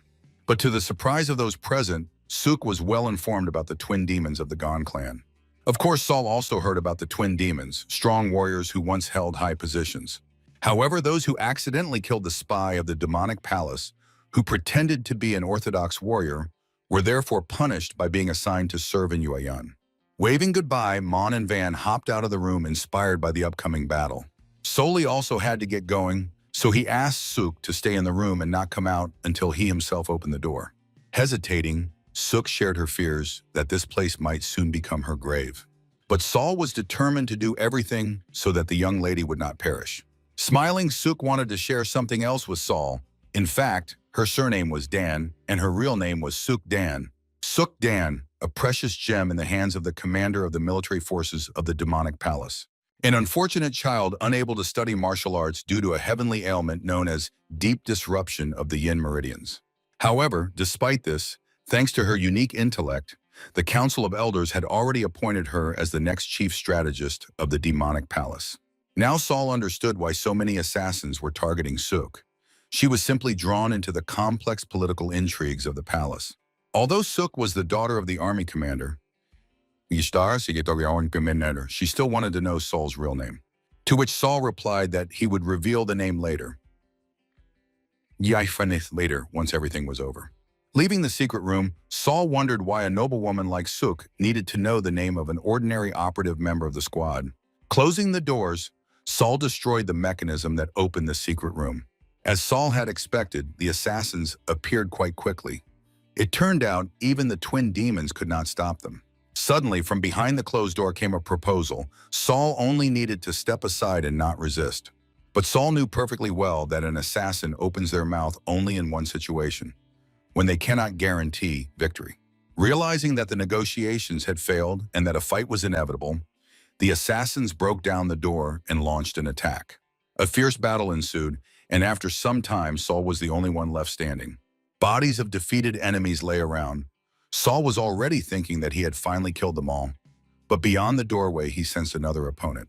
Since there was no need to hide anymore, the opponent stepped into the light. He was impressed that Saul could sense his presence. Nevertheless, the assassin was extremely disappointed by Saul's appearance. If only he had known in advance, he would definitely have changed the plan. Then Saul pondered that he had joined the rescue squad 6 months ago. Could it be that the plan to kill Dan Suk had been in development even longer? However, the opponent was not inclined to fight. He again offered Saul to retreat and save his life. And he added sarcastically that he was making this offer not because he doubted his victory, and Saul was well aware of this.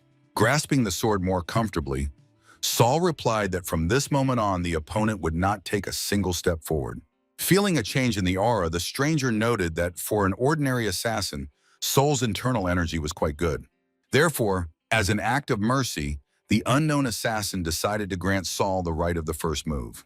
The unusual stance with the sword and the words about the first and second moves in such a situation led Saul to think that this man was not an assassin at all. So why does someone who is not the killer interfere in the fight?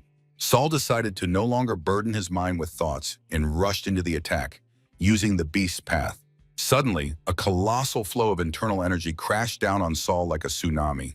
Saul could directly feel the weight of the opponent's sword. If he collided with it with a normal strike, his sword would instantly shatter. Realizing that a direct clash was simply impossible, Saul managed at the last moment to parry the opponent's thrust. The killer was impressed by the unusual technique that deflected his thrust. However, this only proved that Saul lacked the skill to properly block them. Swiftly rushing forward, the killer began to shower Saul with a hail of blows, not giving him a second to catch his breath. Saul could only parry the attacks and retreat. Fortunately, the opponent did not know about his skill with the heavy sword. Therefore, Saul had to wait for the opponent to become engrossed in his superiority and launch a powerful attack. Finally, the stranger ceased the barrage of attacks, and Saul got time to catch his breath. This was the very chance he had been counting on. Of course, the stranger realized that all of Saul's maneuvers were just a trick to buy time. Gathering all his strength, the killer wanted to see how Saul would deflect his powerful attack and rush forward. Snatching the sword from the body of the fallen enemy who was nearby, Saul applied the principle of the split mind technique. With one hand, he delivered the supreme strike champre, and with the other, he executed a powerful lunge. The force of the blow scattered the opponents in different directions. The stranger who managed to stay on his feet was impressed. It turns out Saul could use a heavy sword and was simply waiting for the right moment. If at the moment of attack the stranger had not strengthened his heavy sword, he would definitely have died. Such a dangerous opponent as Saul, he simply could not leave alive. The stranger was already ready to attack the unarmed soul, but suddenly felt an unusual energy. Manhwa was approaching them, and unlike Saul, he was an opponent who did not guarantee the stranger victory. Therefore, understanding that fighting Manhwa now was impossible, the stranger decided to retreat. As he left, he said that Saul was very lucky this time, and that at their next meeting the stranger would definitely kill him. As soon as the enemy disappeared, Saul collapsed to the floor, powerless. To release so much power from an open stance, it turns out the stranger was hiding his true strength. Suddenly, Lady Suk ran up to Saul, coming out of the secret room. Tears ran down her cheeks. Suk was so worried about Saul that she simply ignored his order to stay in the room. To the surprise of Suk, Saul said his full name, for that was exactly what he promised when everything ended.